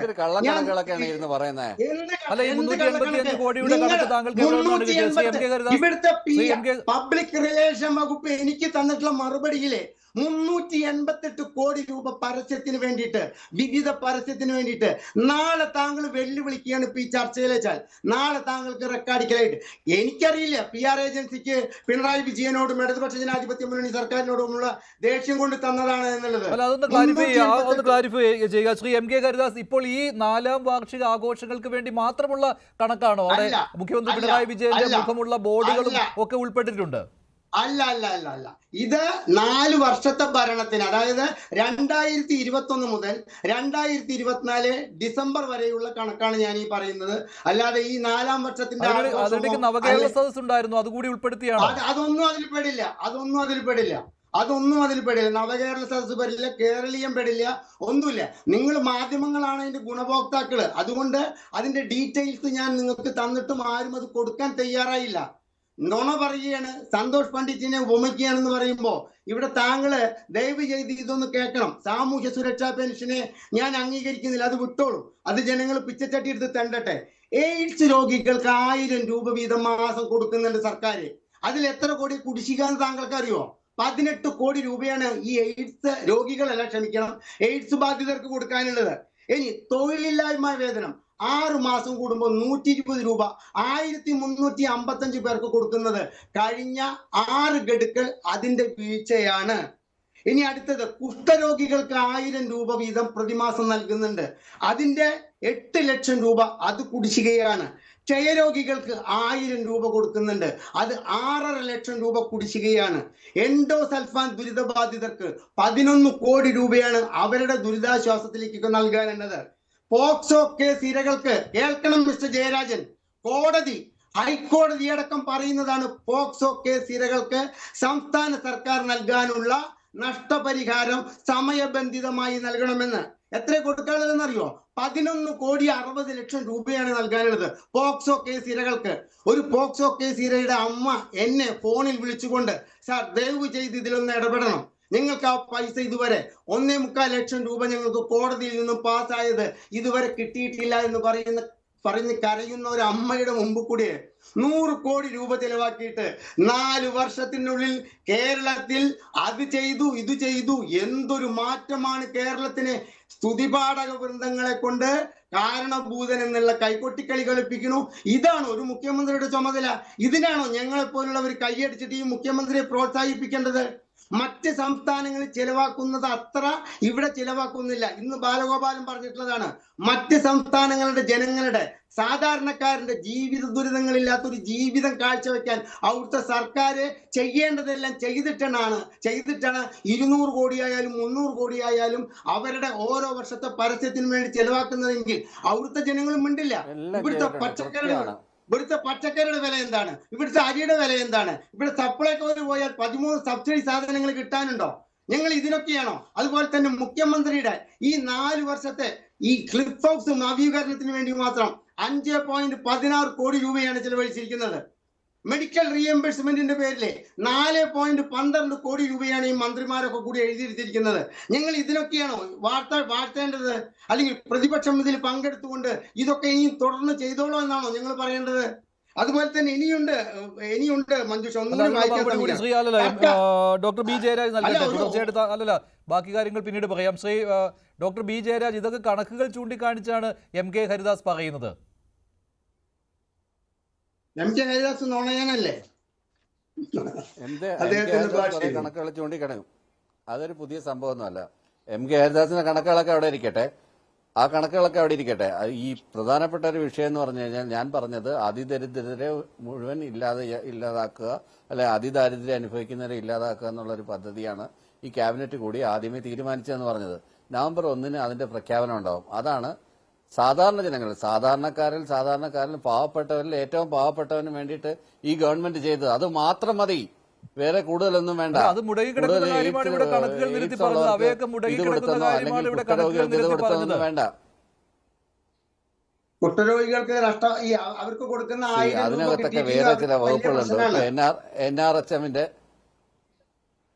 അവർക്ക് വലിയ NRHMന്റെ ഒക്കെ ഫണ്ടുകൾ വരാനുണ്ട്. അതാണ് അത് കേന്ദ്രത്തെ ഇന്ന് മുഖ്യമന്ത്രി എടുത്തു പറഞ്ഞത് തന്നെയാണ്. എനിക്ക് മനസ്സിലാത്ത മറ്റൊരു കാര്യം, റോഡ് വികസനത്തിന്റെ കാര്യം സംസ്ഥാനത്തിന്റെ മാത്രം നേട്ടമായിട്ട് മുഖ്യമന്ത്രി പറയുകയാണ്. ഒരു second doctor B Jayaraj, road വികസനം കേരളത്തിന്റെ നേട്ടമായിട്ടാണല്ലോ പറയുന്നത്. അതിൽ കേന്ദ്ര ഫണ്ടില്ലേ? കേന്ദ്രത്തെ അവിടെ കുറ്റപ്പെടുത്തുകയാണ് മുഖ്യമന്ത്രി ചെയ്യുന്നത്. തീർച്ചയായിട്ടും റോഡ് വികസനം നാഷണൽ ഹൈവേ ആണല്ലോ, അപ്പൊ കേന്ദ്രമാണല്ലോ പ്രധാനമായിട്ട് ചെയ്യുന്നത്. നമ്മൾ ചെയ്തത് എന്താണ്? ഒരിക്കലും നടക്കത്തില്ല എന്ന് പറഞ്ഞൊരു കാര്യത്തിന് ലാൻഡ് അക്വയർ ചെയ്ത് വൻ വില കൊടുത്ത് ലാൻഡ് അക്വയർ ചെയ്തിട്ട് കൈമാറിയത് കൊണ്ടാണ്. ഇത് വേണ്ടാന്ന് പറഞ്ഞിട്ട് ഇവിടുത്തെ ഹൈവേ അതോറിറ്റിയുടെ ഓഫീസ് പൂട്ടിക്കെട്ടി പോയതല്ലേ? ഇവിടെ ഇത് ഒരിക്കലും നടപ്പിലാവില്ല എന്ന് പറഞ്ഞ ആളുകളല്ലേ? അവിടെ നടത്തി കാണിച്ചതിനാണ് കേരള ഗവൺമെന്റിന്റെ പ്രസക്തി.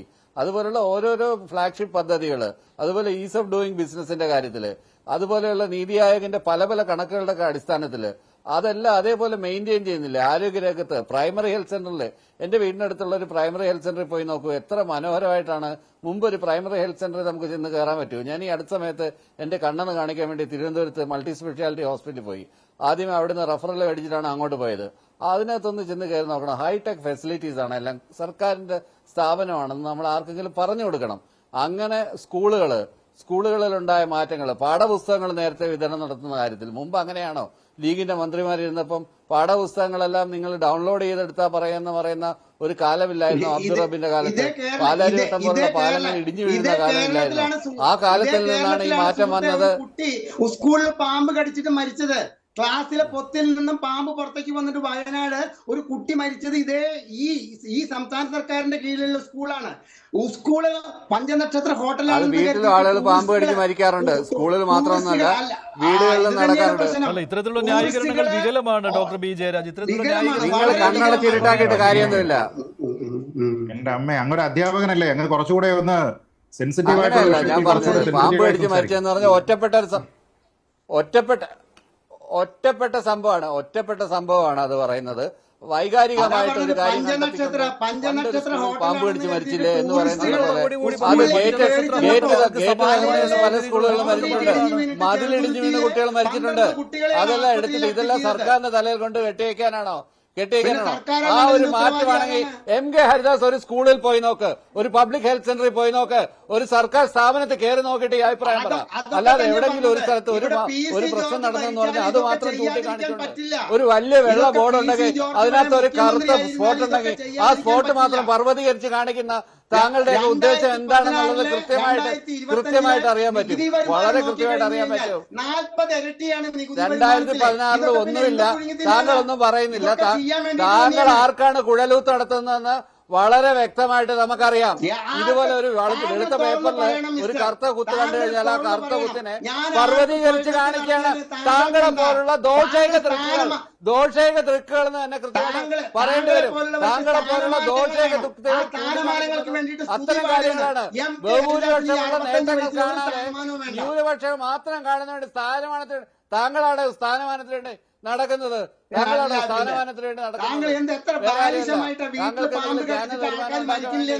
മുഖ്യമന്ത്രി താങ്കളുടെ സ്വന്തം ശരി, ശ്രീജിത്ത് പണിക്കർ മറ്റൊരു കാര്യം മുഖ്യമന്ത്രി പറഞ്ഞ ഒരു കാര്യം ശ്രീജിത്ത് പണിക്കർ ആരോപണങ്ങൾ ഉണ്ടാകുമ്പോഴും ഈ കേന്ദ്ര സർക്കാർ തന്നെ വിവിധ കാറ്റഗറികളിൽ അവാർഡുകൾ നൽകുകയാണ് സംസ്ഥാന സർക്കാരിന്. അപ്പോൾ നേട്ടങ്ങൾ ഇല്ലാഞ്ഞിട്ടാണോ ഇങ്ങനെയുള്ള പുരസ്കാരങ്ങൾ കേന്ദ്രം തന്നെ നേരിട്ട് സംസ്ഥാനത്തിന് നൽകുന്നത് എന്ന ചോദ്യം മുഖ്യമന്ത്രി ഉന്നയിക്കുകയാണ്. അപ്പോൾ സംസ്ഥാന സർക്കാരിൻ്റെ വികസന നേട്ടങ്ങൾ പുറത്തു പറയാത്തവരെ അത് അറിയിക്കുന്നതിന് വേണ്ടിയാണ്, പുറത്തു പറയാതിരുന്ന് ജനങ്ങൾ അറിയാതെ പോകുന്നത് അറിയിക്കാൻ വേണ്ടിയാണ് ഇത്തരത്തിലുള്ള പരസ്യങ്ങൾ നൽകുന്നത്. അതാണ് ജയരാജ് ആദ്യം ചൂണ്ടിക്കാണിച്ചത്. ശ്രീ മഞ്ജുഷ്, ആ ഒരു പ്രസ്താവന തന്നെ ഒന്ന് ആലോചിച്ച് നോക്കൂ. ഈ കഴിഞ്ഞ കേരളത്തിൽ ഒരു സീറ്റ് പോലും നിയമസഭയിൽ ഇല്ല എങ്കിലും രണ്ട് മുന്നണികളും ഏറ്റവും കൂടുതൽ ആക്രമിക്കുന്നത് ഈ അടുത്ത കാലത്തായിട്ട് BJP ആണ് എന്ന് നമുക്കറിയാം.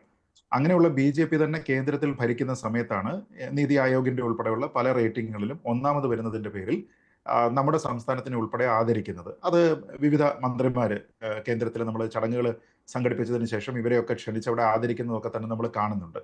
പ്രത്യേകിച്ച് ആരോഗ്യരംഗം എന്നൊക്കെ പറയുന്നത് വളരെ ട്രഡീഷണൽ ആയിട്ട് എത്രയോ കാലമായിട്ട്, അത് ഈ ഒരു പിണറായി വിജയൻ സർക്കാരിന്റെ ഒന്നാമത്തെയും രണ്ടാമത്തെയും സർക്കാരിന്റെ മാത്രം നേട്ടമൊന്നുമല്ല, ട്രഡീഷണൽ ആയിട്ട് ഇതിനു മുമ്പ് ഭരിച്ചിരുന്ന എല്ലാ ആൾക്കാരുടെയും കേരളത്തിന്റെ പൊതുവായിട്ടുള്ള ഒരു അവയർനെസിന്റെയും ഒക്കെ റിസൾട്ടാണ് ഇങ്ങനെയുള്ള പല മേഖലകളിലുമുള്ള പുരോഗതി. അപ്പൊ അതെല്ലാം തന്നെ അവർ റെക്കഗ്നൈസ് ചെയ്യുന്നുണ്ട്. എന്ന് വെച്ച് കഴിഞ്ഞാൽ അദ്ദേഹം തന്നെ പറയുന്നത് പോലെ നമ്മളെ ശ്വാസം മുട്ടിക്കുന്നു എന്ന് പറയുന്ന രീതിയിലത്തേക്കുള്ള ഒരു വെഞ്ചിയൻസോട് കൂടിയിട്ടുള്ള ഒരു രാഷ്ട്രീയം കേന്ദ്ര സർക്കാരിന് ഇല്ല എന്ന് തന്നെയാണ്. കാരണം റെക്കഗ്നീഷൻ എവിടെയൊക്കെ കിട്ടാമോ ആ സ്ഥലങ്ങളിലെല്ലാം തന്നെ റെക്കഗ്നീഷൻ കൊടുക്കുന്നുണ്ട്. അപ്പൊ അവർ ഞങ്ങളെ ഇന്ന കാര്യങ്ങളിലൊക്കെ റെക്കഗ്നൈസ് ചെയ്യുന്നില്ലേ എന്ന് പറഞ്ഞാൽ അവർക്ക് ഡിഫറൻസ് ഉള്ള വിഷയങ്ങളിലും അങ്ങനെയാണെങ്കിൽ അതേ നിലപാട് തന്നെ നമ്മൾ പറയണം. അപ്പൊ അങ്ങനെയല്ല പറയുന്നത്.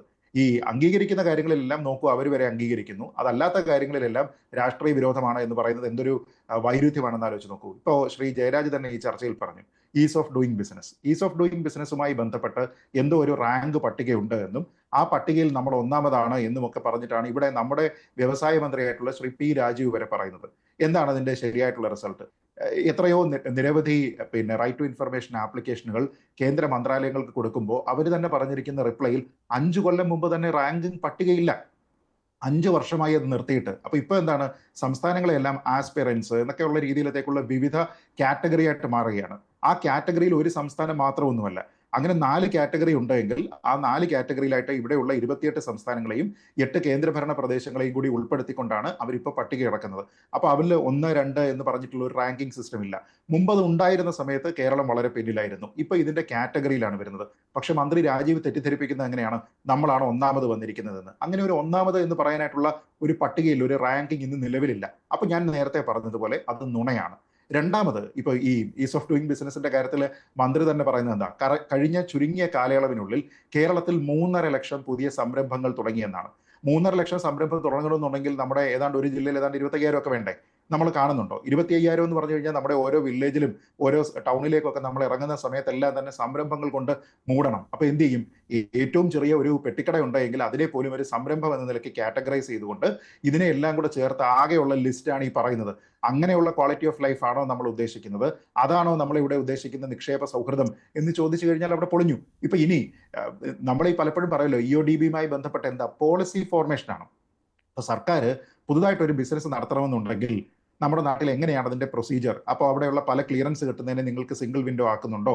എത്ര കാലമാണ് നിങ്ങൾ ഓരോന്നിന്റെയും സ്റ്റാൻഡേർഡ് ആയിട്ടുള്ള സർവീസ് ടൈം ആയിട്ട് വെച്ചിരിക്കുന്നത് എന്നതുമായി ബന്ധപ്പെട്ട് നിയമങ്ങൾ ഉണ്ടാക്കുകയാണ്. അപ്പൊ നിങ്ങൾ പോളിസി അതിനനുസരിച്ച് ഉണ്ടാക്കുന്നു, അതിന് റെഗുലേഷൻസ് ഉണ്ടാക്കുന്നു, അതിനനുസരിച്ചിട്ടാണ് ഇതിനെയാണ് ഇവാലുവേറ്റ് ചെയ്യുന്നത്. അല്ലാതെ ഇവിടെ ആക്ച്വലി ഒരാൾ ഒരു ബിസിനസ് നടത്താൻ വേണ്ടിയിട്ട് വരുമ്പോൾ പ്രാക്ടിക്കലി ഓൺ ദ ഗ്രൗണ്ട് എങ്ങനെയാണ്, സൗഹൃദമാണോ അല്ലയോ എന്നൊന്നും അല്ല ഈ നീതി ആയോഗ് പരിശോധിക്കുന്നത്, മറിച്ച് പോളിസിയാണ്. നമ്മുടെ നാട്ടിൽ ഇപ്പോൾ കഴിഞ്ഞ കുറെ കാലമായിട്ട് കുറേയധികം പോളിസി റിഫർമേഷൻസ് ഉണ്ടായിട്ടുണ്ട്. അതുകൊണ്ടാണ് നമ്മൾ ഇതിലൊക്കെ തന്നെ നേരത്തെ ഉണ്ടായിരുന്ന പട്ടികയിൽ നിന്ന് മാറി അടുത്ത ഒരു പട്ടികയിലേക്ക് പോകുന്നത്. പക്ഷെ ഗ്രൗണ്ടിലെ ഇംപ്ലിമെന്റേഷൻ എങ്ങനെയാണ്? ഇപ്പോൾ ഈ അടുത്തിടെയാണ് ശ്രീ ജയരാജ് കേൾക്കണം, പാലക്കാട് ഷൊർണൂരിൽ ഒരു സിമന്റ് കടയിൽ ഒരു കയറ്റിറക്ക് യന്ത്രം സ്ഥാപിച്ചതിന്റെ പേരിൽ CITU അവിടെ ഷെഡ് കെട്ടി സമരമായി. എന്നിട്ട് അവസാനം എന്താ, കച്ചവടം നിർത്തിയിട്ട് പോവുകയാണെന്ന് വ്യാപാരി പറഞ്ഞു. ഏത് EODB റാങ്കിങ്ങിൽ ഒന്നാമത് വന്നതിന്റെ പേരിലാണ് ഈ കച്ചവടം നിർത്തി പോകേണ്ടി വന്ന സാഹചര്യം ഉണ്ടായത്. അപ്പൊ ഇവിടുത്തെ പ്രധാനപ്പെട്ട പ്രശ്നം എന്താ?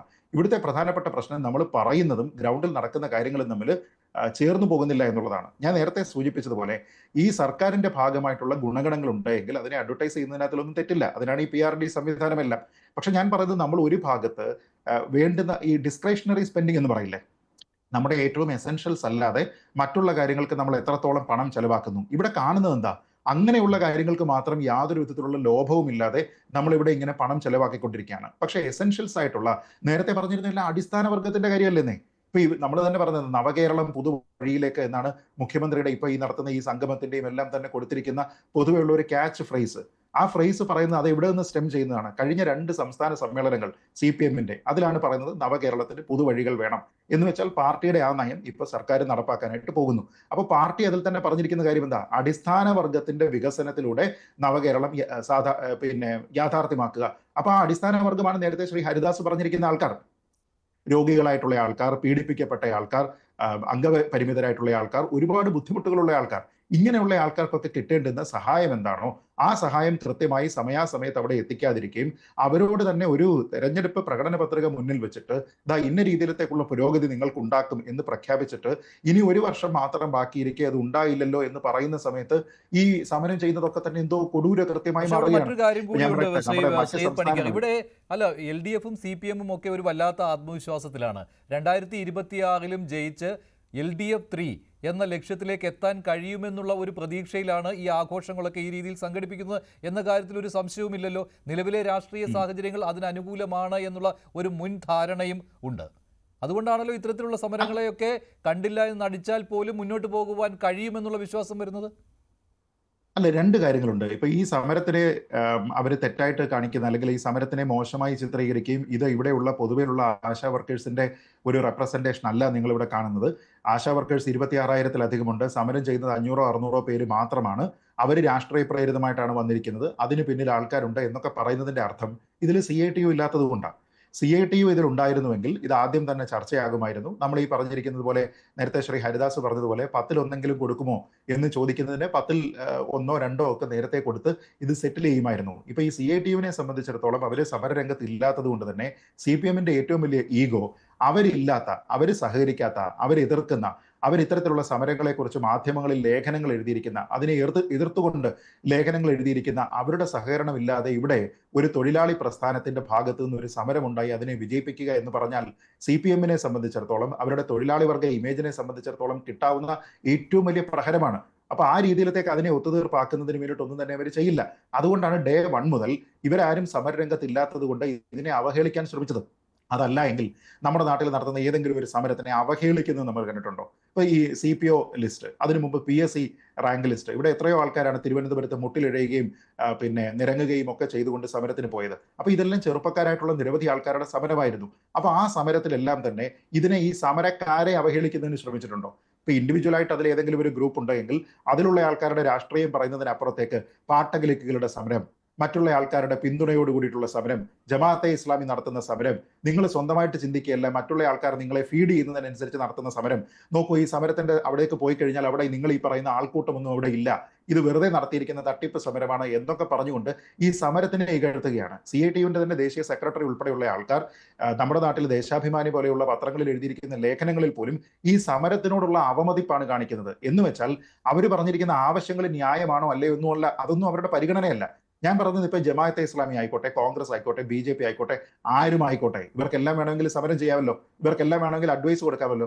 അങ്ങനെ തന്നെയാണെന്ന് നിങ്ങൾ കരുതിക്കോളൂ. പക്ഷെ ഞാൻ അപ്പോഴും ചോദിക്കുന്ന ചോദ്യം, നിങ്ങൾക്ക് ഈ പറയുന്ന 232 രൂപ ഒരു ദിവസം കിട്ടിയാൽ കേരളത്തിൽ ജീവിക്കാനായിട്ട് അത് മതിയാകുമോ എന്നുള്ളതാണ് ഏറ്റവും പ്രധാനപ്പെട്ട ചോദ്യം. അതിന് മറുപടി പറയുന്നില്ല. അതിനൊരു തൊഴിലാളി വർഗ പ്രസ്ഥാനം മറുപടി പറയണ്ടേ? പിന്നെ നേരത്തെ പറഞ്ഞതുപോലെ പറയുന്നതൊക്കെ നുണയാണ്. അതായത് ഈ ആശാ സ്കീമുമായി ബന്ധപ്പെട്ട NHRM-ന്റെ ഒരു പോളിസിയിലും സംസ്ഥാന സർക്കാർ കൊടുക്കേണ്ടുന്ന ഓണറേറിയം ലിമിറ്റ് ചെയ്യുന്നില്ല. അറിയാവുന്ന കേന്ദ്രത്തിന്റെ കാര്യമാണ്. ഇൻസെന്റീവ് അതൊക്കെ എത്രയാണെങ്കിലും അല്ല, സംസ്ഥാന അതൊക്കെ സർക്കാർ കൊടുക്കുന്ന സർക്കാരിനും ഈ തുക കൊടുക്കാമെന്ന് ന്യായീകരണം പറയുമ്പോൾ ശ്രീ നടത്തുന്ന ജയരാജ് ആളുകൾക്കും എല്ലാം ഉൾപ്പെടെയുള്ളവർ അറിയാവുന്ന പറയുന്നത് കാര്യം അത് തന്നെയാണ് പറ്റില്ലെന്നാണ്. ശ്രീജിത്ത് പണിക്കർ. പക്ഷേ ശ്രീ MK ഹരിദാസ് LDF 3-ലേക്കുള്ള പ്രയാണമാണ് എന്നുള്ള സന്ദേശം കൂടി നൽകിക്കൊണ്ടാണ് ഈ ആഘോഷങ്ങൾ നടക്കുന്നത് എന്ന കാര്യത്തിൽ യാതൊരു സംശയമില്ല. അത്ര വലിയ ആത്മവിശ്വാസം പ്രകടിപ്പിക്കുന്നുമുണ്ട്. കാരണം എതിർചേരി ദുർബലമാണ്. താങ്കൾ എന്നോട് ഈ ചോദ്യം ചോദിക്കണമേ എന്ന് ഞാൻ അങ്ങേയറ്റം ആഗ്രഹിച്ചിരിക്കുകയായിരുന്നു. യാതൊരു സംശയവുമില്ല. നിലവിലെ UDF സംവിധാനം ഈ കെട്ടുറപ്പോടുകൂടി മുൻപോട്ട് പോവുകയാണെങ്കിൽ മൂന്നാമതും ഇവിടെ ഇടതുപക്ഷ ജനാധിപത്യ മുന്നണി സർക്കാർ തന്നെ അധികാരത്തിൽ വരുമെന്ന് വിശ്വസിക്കുന്ന കേരളത്തിലെ എന്നെപ്പോലെ, ഞാൻ പറഞ്ഞില്ലേ, ഒരു രാഷ്ട്രീയ പാർട്ടിയോടും കൂറും വിധേയത്വം പുലർത്താത്ത ഒരു വിഭാഗം ആളുകൾ വിശ്വസിക്കുന്നു. കാരണം അത്രയധികം അനൈക്യം ഈ ഐക്യ ജനാധിപത്യ മുന്നണിയിൽ ഉണ്ട് എന്നുള്ളതും ഓരോരുത്തരും പാർട്ടിയായി ചമഞ്ഞുകൊണ്ട് അവർ കേരളത്തിലെ സാധാരണക്കാരായ അവരുടെ സ്ഥായിയായ വോട്ടർമാരെ പോലും വെറുപ്പിക്കുന്ന തരത്തിൽ നിത്യേന മുൻപോട്ട് പോയിക്കൊണ്ടിരിക്കുകയാണ് എന്നുള്ള വസ്തുത നമ്മൾ മനസ്സിലാക്കണം. പിന്നെ ഇവിടുത്തെ BJPയെ സംബന്ധിച്ചിടത്തോളം ഇവിടെ ഈ ഇടതുപക്ഷ ജനാധിപത്യ മുന്നണിയുടെ ഈ മുന്നേറ്റം തടയത്തക്ക തോതിലുള്ള ഒരു വലിപ്പവും അവർക്ക് ആയിട്ടില്ല എന്നുള്ളൊരു വസ്തുതയും നിലനിൽക്കുമ്പോൾ താങ്കൾ എന്നോട് ചോദിച്ച ചോദ്യത്തിന് യാതൊരു സംശയവുമില്ല, അതിനുള്ള സാധ്യത വളരെയധികമുണ്ട്. പക്ഷെ അത് മറ്റൊരു കാര്യം കൂടി, ഒരു മറുപടി കൂടി വേണം. ജയരാജ് പറഞ്ഞു താങ്കൾ ഇവിടെ അവതരിപ്പിച്ച കണക്കുകളൊക്കെ അതൊക്കെ ഒറ്റപ്പെട്ട ചില കണക്കുകൾ മാത്രമാണ്, അത് പർവ്വതീകരിക്കുകയാണെന്നാണ്. അതിപ്പോ ചായക്കോപ്പ നമ്മൾ പറയില്ലേ, EK നായനാർ പറഞ്ഞില്ലേ, അതായത് ബലാത്സംഗം എന്ന് പറഞ്ഞു കഴിഞ്ഞാൽ അമേരിക്കയിലെ ചായ കുടിക്കുന്നത് പോലെയാണെന്നൊക്കെ പറഞ്ഞിട്ടില്ലേ. അപ്പൊ EK നായനാരുടെ പാരമ്പര്യം ഉൾക്കൊണ്ടിട്ടുള്ള ഒരു ഇടതുപക്ഷ സഹയാത്രികനല്ലേ അദ്ദേഹം. അപ്പൊ ഇത്തരത്തിലുള്ള എല്ലാ കാര്യങ്ങളെയും ഒറ്റപ്പെട്ടതായിട്ട് തന്നെ അദ്ദേഹം കാണും. കാരണം 22 ലക്ഷം ജനങ്ങൾക്ക്, 22 ലക്ഷം ഇവർ പറയണ ഈ പട്ടിണി പാവങ്ങൾക്ക്, അതായത് അതിദരിദ്രരായവർക്കും കൂടിയിട്ട് കുടിവെള്ളം കിട്ടുന്ന കേന്ദ്ര സർക്കാരിന്റെ 44,000 കോടി രൂപയുടെ ജൽജീവൻ മിഷൻ പദ്ധതി ഇവിടെ നിർത്തിവെച്ചിരിക്കുന്നത് 12,000 കോടി രൂപ സംസ്ഥാന സർക്കാർ അടയ്ക്കേണ്ടതിനെ ഗ്യാരണ്ടി നിൽക്കാൻ വാട്ടർ അതോറിറ്റിക്ക് സംസ്ഥാന സർക്കാരിന് തയ്യാറാവുന്നില്ല. കാരണം എന്താ, 12,000 കോടി രൂപയ്ക്ക് അവിടെ ജാമ്യം നിന്ന് കഴിഞ്ഞാൽ ഇവിടെ നിത്യേന എടുക്കുന്ന കടത്തിന്റെ വോളിയത്തിലേക്ക് അത് വരും എന്നതുകൊണ്ട് മാത്രം ആ ജൽജീവൻ മിഷന്റെ പദ്ധതി ഇവിടെ കേരളത്തിൽ നിർത്തിവെച്ചിരിക്കുകയാണ്. അപ്പൊ ഇത്തരം അതും ഒറ്റപ്പെട്ട സംഭവമല്ലേ. ജൽജീവൻ മിഷന്റെ വെള്ളം കിട്ടാത്തത് വലിയ പ്രശ്നമാണോ? അപ്പൊ അത് അല്ല, യഥാർത്ഥത്തിൽ പറഞ്ഞു കഴിഞ്ഞു കഴിഞ്ഞാൽ എന്താ, ആ 12,000 രൂപ കൊടുക്കാൻ 12,000 കോടി രൂപ കൊടുക്കാൻ ഇല്ലാത്തതിന്റെ പേരിൽ അത് ഇതാണ്. നേരത്തെ ഞാൻ മുഴുവൻ പറഞ്ഞില്ല, ഇവിടുത്തെ സംസ്ഥാന സർക്കാരിന്റെ എന്ത് കരാറ് പണിയെടുത്ത് ചെയ്യുന്ന കോൺട്രാക്ടേഴ്സിന്റെ അസോസിയേഷനുമായിട്ട് ബന്ധപ്പെട്ടാലും 10,000 കോടി, 8,000 കോടി, 6,000 കോടി ഇതൊക്കെ എല്ലാവർക്കും കുടിശ്ശികയായിട്ടൊരു സ്ഥാനത്ത് നമ്മൾ പറയില്ലേ, നല്ലത് ചെയ്തിട്ട് നല്ല നിലയ്ക്ക് ഇത്തരത്തിലുള്ള ഈ 4ാം വാർഷികമോ 5ാം വാർഷികമോ ഒക്കെ ആഘോഷിക്കുന്നത് കൊണ്ടൊന്നും നമുക്കൊന്നും ഒരു പ്രശ്നവുമില്ല. പക്ഷെ ചീത്ത ചെയ്തതിന് ശേഷം ഇത്തരത്തിലുള്ള ആഘോഷങ്ങൾ നടത്തിയിട്ട് ഞങ്ങൾ നമ്പർ 1 ആണെന്ന് പറയുന്നിടത്താണ് ഇവിടെ നേരത്തെ പരാമർശം ഉണ്ടായി. ആ കാര്യത്തിൽ നമ്പർ 1 അല്ലേ, ഈ കാര്യത്തിൽ നമ്പർ 1 അല്ലേ പ്രഖ്യാപനം. ഇവിടെ MM മണി ഇലക്ട്രിസിറ്റി വകുപ്പ് മന്ത്രിയായിരിക്കും ഒരു പ്രഖ്യാപനം നടത്തി. അതായത് വൈദ്യുതി ഇല്ലാത്ത വീടുകൾ കേരളത്തിൽ ഇല്ല എന്ന് പറഞ്ഞിട്ട് അതിനൊരു ക്യാപ്ഷൻ ഉണ്ടായിരുന്നു. ഇപ്പൊ ഈ ചർച്ചയുടെ തിരക്കിൽ എനിക്കത് ഓർമ്മയില്ല. വൈദ്യുതി ഇല്ലാത്ത ഒരു വീടും കേരളത്തിൽ ഇല്ല എന്ന് പറഞ്ഞു. അത് കഴിഞ്ഞപ്പോഴേക്കാണ് ഈ കോവിഡ് വന്നത്. ആ കോവിഡ് വന്നപ്പോഴാണ് കുട്ടികൾക്ക് വീട്ടിലിരുന്ന് പഠിക്കാനുള്ള, സ്കൂളുകൾ അടച്ചിട്ട് വീട്ടിലിരുന്ന് പഠിക്കണമെന്ന അവസ്ഥ വന്നത്. അപ്പോഴാണ് അവർക്ക് മൊബൈൽ ചാർജ് ചെയ്യാൻ വേണ്ടിയിട്ട് കേരളത്തിലെ പല വീടുകളിലും മൊബൈൽ ചാർജ് ചെയ്യാൻ വേണ്ടിയിട്ട് അടുത്ത വീടുകളിൽ പോയിട്ട് ചാർജ് ചെയ്യേണ്ട അവസ്ഥ വന്നപ്പോഴാണ് എന്ത് മനസ്സിലായത്, ഈ വൈദ്യുതി കണക്ഷൻ ഇല്ലാത്ത വീടുകൾ എന്നുള്ള പ്രഖ്യാപനമൊക്കെ വെറുതെ ആയിരുന്നു എന്നുള്ള കാര്യം നമുക്കറിയില്ലേ. അതുമാതിരി അതിദരിദ്രരെ കഴിഞ്ഞ വർഷം, ശ്രീ ജയരാജെ താങ്കളോട് ഞാൻ ഒരു കാര്യം പറയാണ്, കഴിഞ്ഞ വർഷം വെച്ചിട്ടുള്ള 3ാം വാർഷികാഘോഷത്തിന് വേണ്ടി വെച്ചിട്ടുള്ള ഫ്ലക്സ്, അപ്പൊ എന്റെ വീടിന്റെ തൊട്ടടുത്തൊരു നാൽക്കവലുണ്ട്, അവിടെ വെച്ചിട്ടുണ്ടായിരുന്നല്ലോ, അതിദരിദ്രരില്ലാത്ത കേരളമാക്കി പിണറായി വിജയൻ കേരളത്തെ മാറ്റിയെന്ന്. ഇപ്പൊ 4ാം വർഷവും അത് തന്നെയാണ് ആവർത്തിക്കുന്നത്, 5ാം വർഷവും അത് തന്നെയാണ് ആവർത്തിക്കപ്പെടുക. പ്രഖ്യാപനം വന്നിട്ടില്ല. അങ്ങനെയല്ല, അത് തെറ്റാണ്. 65,000 കുടുംബങ്ങൾ ഐഡന്റിഫൈ ഫ്ലക്സിൽ ഉണ്ടായിരുന്നു. അല്ല, ഫ്ലെക്സിൽ അങ്ങനെ പല കാര്യങ്ങളും വരും. ഫ്ലെക്സിൽ അവകാശവാദങ്ങൾ ഒരുപാട് കണ്ടതാണ്. എന്നാണ് പറഞ്ഞത്. 4ാമത്തെ വർഷം ഫ്ലെക്സുകളിൽ ഒരുപാട് അവകാശവാദങ്ങൾ വന്നിട്ടുള്ളതാണ്. ഒരു കാര്യം കൂടി, ഡോക്ടർ B ജയരാജ് ഇവിടെ MK ഹരിദാസ് പറഞ്ഞ കാര്യം, ഈ LDF 3 ഉറപ്പിച്ചിട്ടാണോ എന്നുള്ള കാര്യം ചോദിച്ചപ്പോൾ MK ഹരിദാസ് പറയുന്നത് അദ്ദേഹം അത് ശരിയാണെന്ന് പറയുകയാണ്. അതിലൊരു സന്തോഷം താങ്കൾക്ക് കാണാൻ കഴിയുകയും ചെയ്തു താങ്കളുടെ മുഖത്ത്.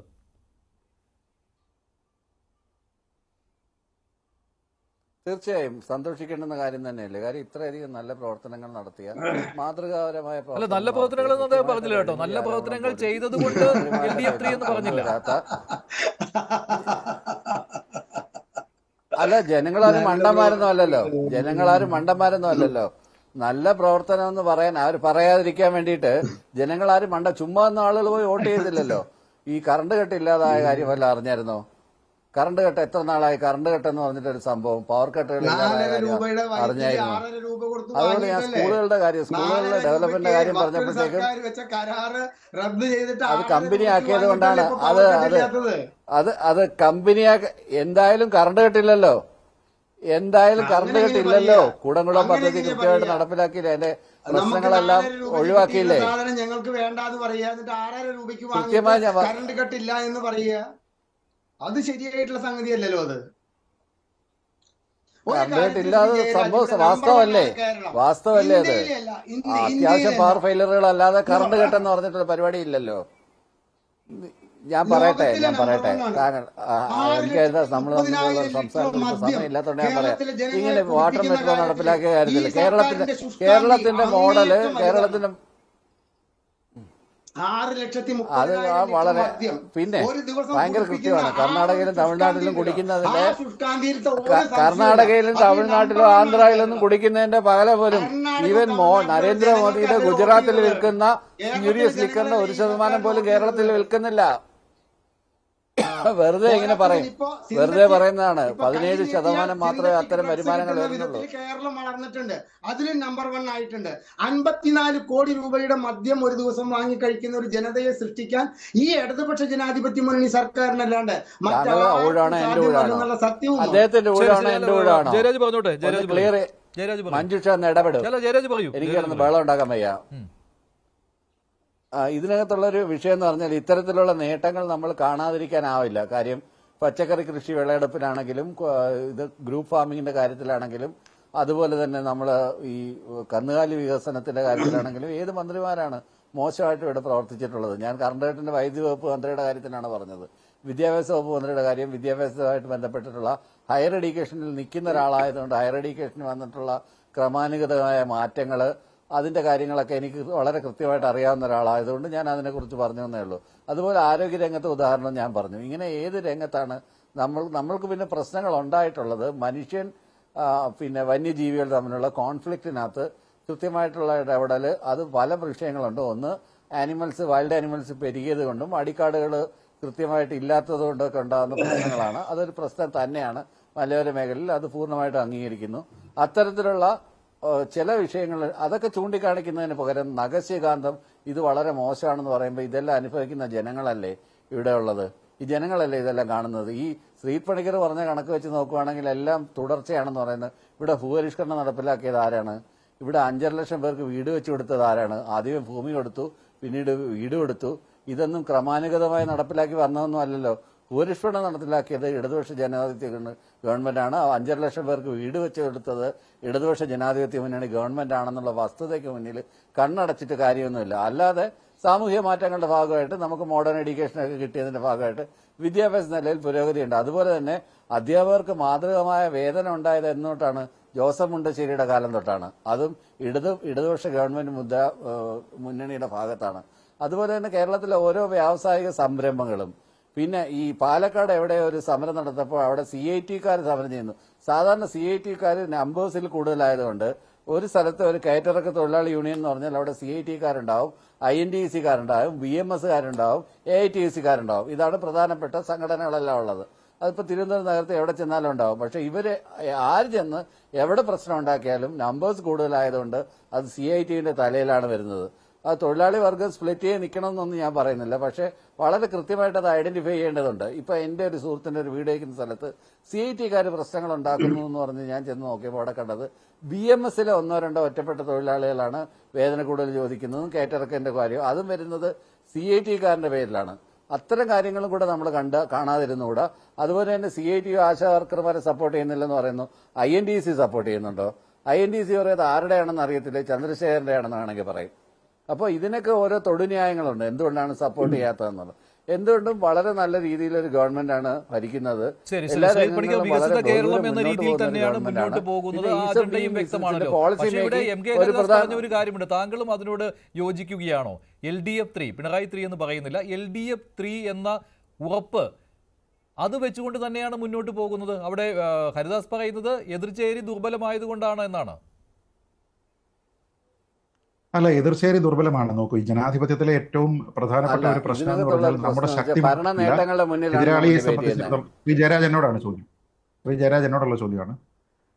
അല്ലെ, ഈ ജനാധിപത്യത്തിലെ ഏറ്റവും പ്രധാനപ്പെട്ട ഒരു കാര്യം ഒരു ഭരിക്കുന്ന പാർട്ടിയുടെ ശക്തി മാത്രമല്ല, എതിരാളിയുടെ ദൗർബല്യം എന്ന് പറയുന്നതും തങ്ങൾക്ക് അനുകൂലമായി മാറുന്ന ഒരു സാഹചര്യമുണ്ട്. കോൺഗ്രസിനെ സംബന്ധിച്ചിടത്തോളം ഇപ്പോൾ അതൊരു ഡിവൈഡഡ് ഹൗസ് ആണ് എന്ന് നമുക്ക് വളരെ കൃത്യമായിട്ട് അറിയാം. അവിടെയുള്ള ആൾക്കാർ തദ്ദേശ ഭരണ തെരഞ്ഞെടുപ്പിന് മുന്നോടിയായിട്ടോ ഉടനെ വരുന്ന നിയമസഭാ തെരഞ്ഞെടുപ്പിന് മുന്നോടിയായിട്ടോ സംഘടനാ പ്രവർത്തനം ശക്തമാക്കുന്നതിന് വേണ്ടിയിട്ടോ താഴെ തട്ടിലുള്ള പ്രവർത്തനത്തിനെ വിപുലമാക്കുന്നതിന് വേണ്ടിയിട്ടോ ശ്രമിക്കുന്നതിന് പകരം ആരാകും അടുത്ത മുഖ്യമന്ത്രി എന്ന രീതിയിലേക്കുള്ള തർക്കങ്ങളാണ്. കോൺഗ്രസിനെ ഇനി ആരാണ് നയിക്കേണ്ടത്, ആരായിരിക്കും അടുത്ത മുഖ്യമന്ത്രി എന്ന തർക്കങ്ങളാണ്. അത് കറക്റ്റായിട്ടുള്ള ഒരു ഫോക്കസ് ഉള്ള ഒരു നടപടിയല്ല. BJP യെ സംബന്ധിച്ചിടത്തോളം ഇപ്പോൾ അവിടെ ഒരു അധികാര മാറ്റം ഉണ്ടായിട്ടുണ്ട്. അതുമായി ബന്ധപ്പെട്ട് കൂടുതലായിട്ടുള്ള കാര്യങ്ങളൊന്നും തന്നെ അവരുടെ രാഷ്ട്രീയ ഭാവിയെക്കുറിച്ച് പ്രഡിക്റ്റ് ചെയ്യാൻ പറ്റുന്ന ഒരു സാഹചര്യമല്ല. കാരണം ഏത് ഡയറക്ഷനിലാണ് ഇനി ആ പാർട്ടി മൂവ് ചെയ്യുക തുടങ്ങിയ കാര്യങ്ങളൊന്നും തന്നെ നമുക്കിപ്പോൾ ക്ലാരിറ്റി ഇല്ല. നേരത്തെ ആയിരുന്നുവെങ്കിൽ അത് ശരിയായ ദിശയിലായിരുന്നില്ല മൂവ് ചെയ്യുന്നത് എന്നുള്ളതിനെ പറ്റി നമുക്ക് വളരെ കൃത്യമായിട്ട് അറിയാം. ഇവിടെ ഇനി ശ്രീ ജയരാജ് പറഞ്ഞിരിക്കുന്ന ചില മേനി നടിക്കാവുന്ന ചില കാര്യങ്ങളെക്കുറിച്ച് പറഞ്ഞു. കേരളത്തിൽ ഭൂപരിഷ്കരണം നടപ്പാക്കിയിരിക്കുന്നത് ആരാണ് തുടങ്ങിയ കാര്യങ്ങളൊക്കെ ശരിയാണ്. പക്ഷേ ശ്രീ ജയരാജ്, താങ്കൾ ഒരു കാര്യം മനസ്സിലാക്കേണ്ടത്, ഇവിടെ ശ്രീ PV അൻവർ MLA അദ്ദേഹം ഇടതുപക്ഷത്തിനോടൊപ്പമായിരുന്ന സമയത്ത് അദ്ദേഹത്തിന് ഈ ഭൂപരിഷ്കരണ നിയമം ഒന്നും ബാധകമായിരുന്നില്ലേ? അദ്ദേഹത്തിന് 15 ഏക്കറിൽ കൂടുതൽ വസ്തു അദ്ദേഹത്തിൻ്റെതായിട്ട് അവിടെ കൈകാര്യം ചെയ്യുന്നുണ്ട്, അദ്ദേഹത്തിന്റെ പേരിൽ ഉണ്ടായിരുന്നു എന്ന രീതിയിലേക്കുള്ള ആരോപണം ഉണ്ടാവുകയും അതുമായി ബന്ധപ്പെട്ട് കുറേയധികം രേഖകൾ ഉണ്ടാവുകയും ഈ തടയണയുമായി ബന്ധപ്പെട്ട് മറ്റു കാര്യങ്ങളുമായി ബന്ധപ്പെട്ട് പാരിസ്ഥിതികമായ പ്രശ്നം ഉണ്ടാവുകയും ഒക്കെ ചെയ്തിരുന്ന സമയത്ത് അദ്ദേഹത്തിനെ ആരാണ് സംരക്ഷിച്ചു നിർത്തിയിരുന്നത്? അപ്പൊ അദ്ദേഹത്തിന് ഭൂപരിഷ്കരണ നിയമം ബാധകമായിരുന്നില്ലേ? അദ്ദേഹം ഏത് സമയത്താണോ പാളയം മാറുന്നത് ആ സമയത്ത് ഒരു പ്രതികാര നടപടി എന്നോണം അതുവരെ ഉണ്ടായിരുന്ന കേസുകളെല്ലാം കുത്തിപ്പൊക്കി അദ്ദേഹത്തിനെ ബുദ്ധിമുട്ടാക്കുന്നത് നമ്മൾ കണ്ടതാണ്. അപ്പൊ അതിനു വേണ്ടിയിട്ട് വേറെ ആൾക്കാരുടെ കാര്യമൊന്നും പറയണ്ട. ഇനി ജോസഫ് മുണ്ടശ്ശേരിയുടെ കാര്യം, അത് ആദ്യത്തെ സർക്കാരായിരുന്നു. അപ്പൊ അത് ആദ്യത്തെ സർക്കാർ ആയതുകൊണ്ട് തന്നെ അന്നുണ്ടായിരുന്ന ഒരു വേതനം ഫിക്സ് ചെയ്തു എന്നതുകൊണ്ട് അന്നുണ്ടായിരുന്ന വേതനമോ അതിന് പ്രൊപ്പോർഷനേറ്റ് ആയിട്ടുള്ള വേതനമാണോ ഇപ്പൊ കിട്ടുന്നത്? അത് കാലികമായിട്ട് മാറിക്കൊണ്ടിരിക്കും. അപ്പൊ അതിനർത്ഥം നമുക്ക് ഇതൊക്കെ തന്നെ വളരെ കോൺട്രിബ്യൂട്ട് ചെയ്യുന്ന വളരെ പ്രൊഡക്റ്റീവ് ആയിട്ടുള്ള മേഖലകളാണ് എന്നും നമ്മുടെ ഭാവിയെക്കുറിച്ച് നമുക്ക് അത്രത്തോളം താല്പര്യമുള്ളത് കൊണ്ടാണ് അങ്ങനെ ഉണ്ടാകുന്നത്. പക്ഷെ ഇന്ന് അതേ മേനി നടിക്കാൻ പറ്റുമോ? ഇപ്പോഴത്തെ വിദ്യാഭ്യാസ മന്ത്രി നേരത്തെ പറഞ്ഞു മുമ്പ് കിട്ടുന്ന പോലുള്ളതല്ല, നല്ല ഒന്നാന്തര A+ ഇപ്പൊ കിട്ടുന്നതെന്ന്. എന്ന് വെച്ചാൽ അതിന് അർത്ഥം എന്താ ഈ നല്ല ഒന്നാന്തര A+ എന്ന് പറഞ്ഞാൽ അതിന്റെ അർത്ഥം എന്താ? ഉന്നത വിദ്യാഭ്യാസ രംഗവുമായി ബന്ധപ്പെട്ടിട്ടാണെങ്കിലും ബ്രെയിൻ ഡ്രെയിനുമായി ബന്ധപ്പെട്ടിട്ടാണെങ്കിലും ഇവിടെ മുഖ്യമന്ത്രി തന്നെ സമ്മതിച്ചു കഴിഞ്ഞ കാര്യമാണ്. ഇനി പാലക്കാട്ടെ സിമെന്റ് ഫാക്ടറിയുടെ കാര്യമാണെങ്കിൽ ഈ ചിത്രം ഒന്ന് നോക്കൂ. താങ്കൾക്ക് ഒരുപക്ഷെ കാണാൻ കഴിയുമായിരിക്കും അല്ലെ? ഈ ചിത്രത്തിൽ കാണുന്ന ഫ്ലാഗ് ഏത് ഫ്ലാഗാന്നറിയോ? ഫ്ലാഗ് ഏതാണെന്നറിയോ? അവിടെയുള്ള തോരണം ഏതാണെന്നറിയോ? അത് ഏത് പാർട്ടിയുടെ, ആരുടെ, ഏത് സംഘടനയുടെ? അപ്പൊ വെറുതെ നമ്മൾ വായിൽ കിടക്കുന്ന നാക്കാണെന്ന് വിചാരിച്ചിട്ട് നമുക്ക് അറിയാത്ത കാര്യത്തിനെ പറ്റി അഭിപ്രായം പറയരുത്. CITU ആണ് എന്ന് പറഞ്ഞ് വളരെ കൃത്യമായിട്ട് റിപ്പോർട്ട് ചെയ്തിരിക്കുന്ന ചിത്രസഹിതം വന്നിരിക്കുന്ന കാര്യങ്ങളാണ്. താങ്കൾക്ക് അത് കാണാൻ കഴിഞ്ഞില്ല എന്നുണ്ടെങ്കിൽ CITUവിന്റെ ഫ്ലാഗ് സമരത്തെക്കുറിച്ചാണോ BMS എന്ന് പറഞ്ഞിരുന്നു?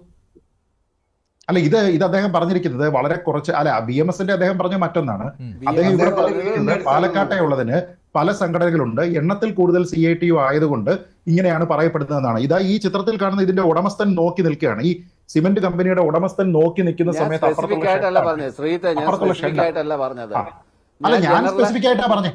ഞാൻ സ്പെസിഫിക് ആയിട്ടാ പറഞ്ഞത്. അല്ല, ഞാൻ ജനറൽ അല്ല പറഞ്ഞത്. ഞാൻ സ്പെസിഫിക് ആയിട്ടാ പറഞ്ഞത്. ഇപ്പൊ ഞാൻ ഒരു കാര്യം പറയാം. അല്ല ശ്രീ ജയരാജ്, ഞാൻ ഒരു മറുപടി കൂടെ പറയാം. അല്ല, അതായിക്കോട്ടെ. ഞാൻ പറഞ്ഞത് അങ്ങനെയല്ല. ഞാനിവിടെ റിപ്പോർട്ട് ചെയ്യപ്പെട്ട ഈ അടുത്ത സമയത്ത് റിപ്പോർട്ട് ചെയ്യപ്പെട്ട EODB-യുമായി അല്ലല്ല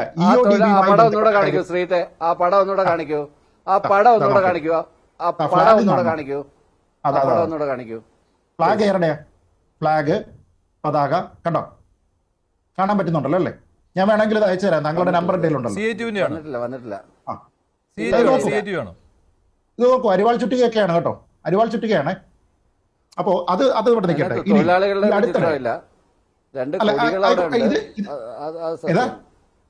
ഷൊർണൂർ കുളപ്പള്ളി സ്വദേശി ഒരു തൊഴിലാളിയെ പോലും കാണുന്നില്ല. അത് തൊഴിലാളിയെ വെച്ചിട്ട് ഫോട്ടോ എടുക്കണോ? ഒരു തൊഴിലാളിയെ ഇതൊക്കെ മാതൃഭൂമി പത്രത്തിൽ സമരം നടക്കുമ്പോ അങ്ങനെയാണല്ലോ വേണ്ടുന്നത്. മാധ്യമങ്ങളിൽ വന്നിരിക്കുന്ന ചിത്രമാണ് ജയരാജ്. താങ്കൾ ഒരു വാദം പറയുന്നു, ആ വാദം അങ്ങനെ അല്ല എന്ന് പറഞ്ഞ് ഞാൻ ആദ്യം പറഞ്ഞിരിക്കുന്ന വാദത്തിനെ സാധൂകരിക്കാനായിട്ട് ചിത്രസഹിതം ഞാൻ പറയുമ്പോൾ അതിൽ ആളില്ല എന്ന് പറഞ്ഞാൽ ഞാൻ ഇനി അതിനകത്ത് ആളെ കാണിച്ചു കഴിഞ്ഞാൽ താങ്കൾ അതിനകത്ത് അല്ല, തൊഴിലാളി ഉണ്ടോ എന്നുള്ളത് ഫോട്ടോ എടുത്ത് യൂണിഫോമിന്റെ കളർ വെച്ച് ഐഡന്റിഫൈ ചെയ്യാന്ന് പറഞ്ഞാ അല്ലല്ല തൊഴിലാളി കൊടി കൊണ്ടാ നിങ്ങൾക്ക് അറിയില്ലേ? ഫാക്ടറിക്ക് മുന്നിൽ കൊടി CPM ന്റെ കൊടി കുത്തിയതാണ്. കൊണ്ടാണോ CPM ന്റെ കൊടി കൊണ്ടാണോ BMS കാരൻ നടക്കുന്നത്?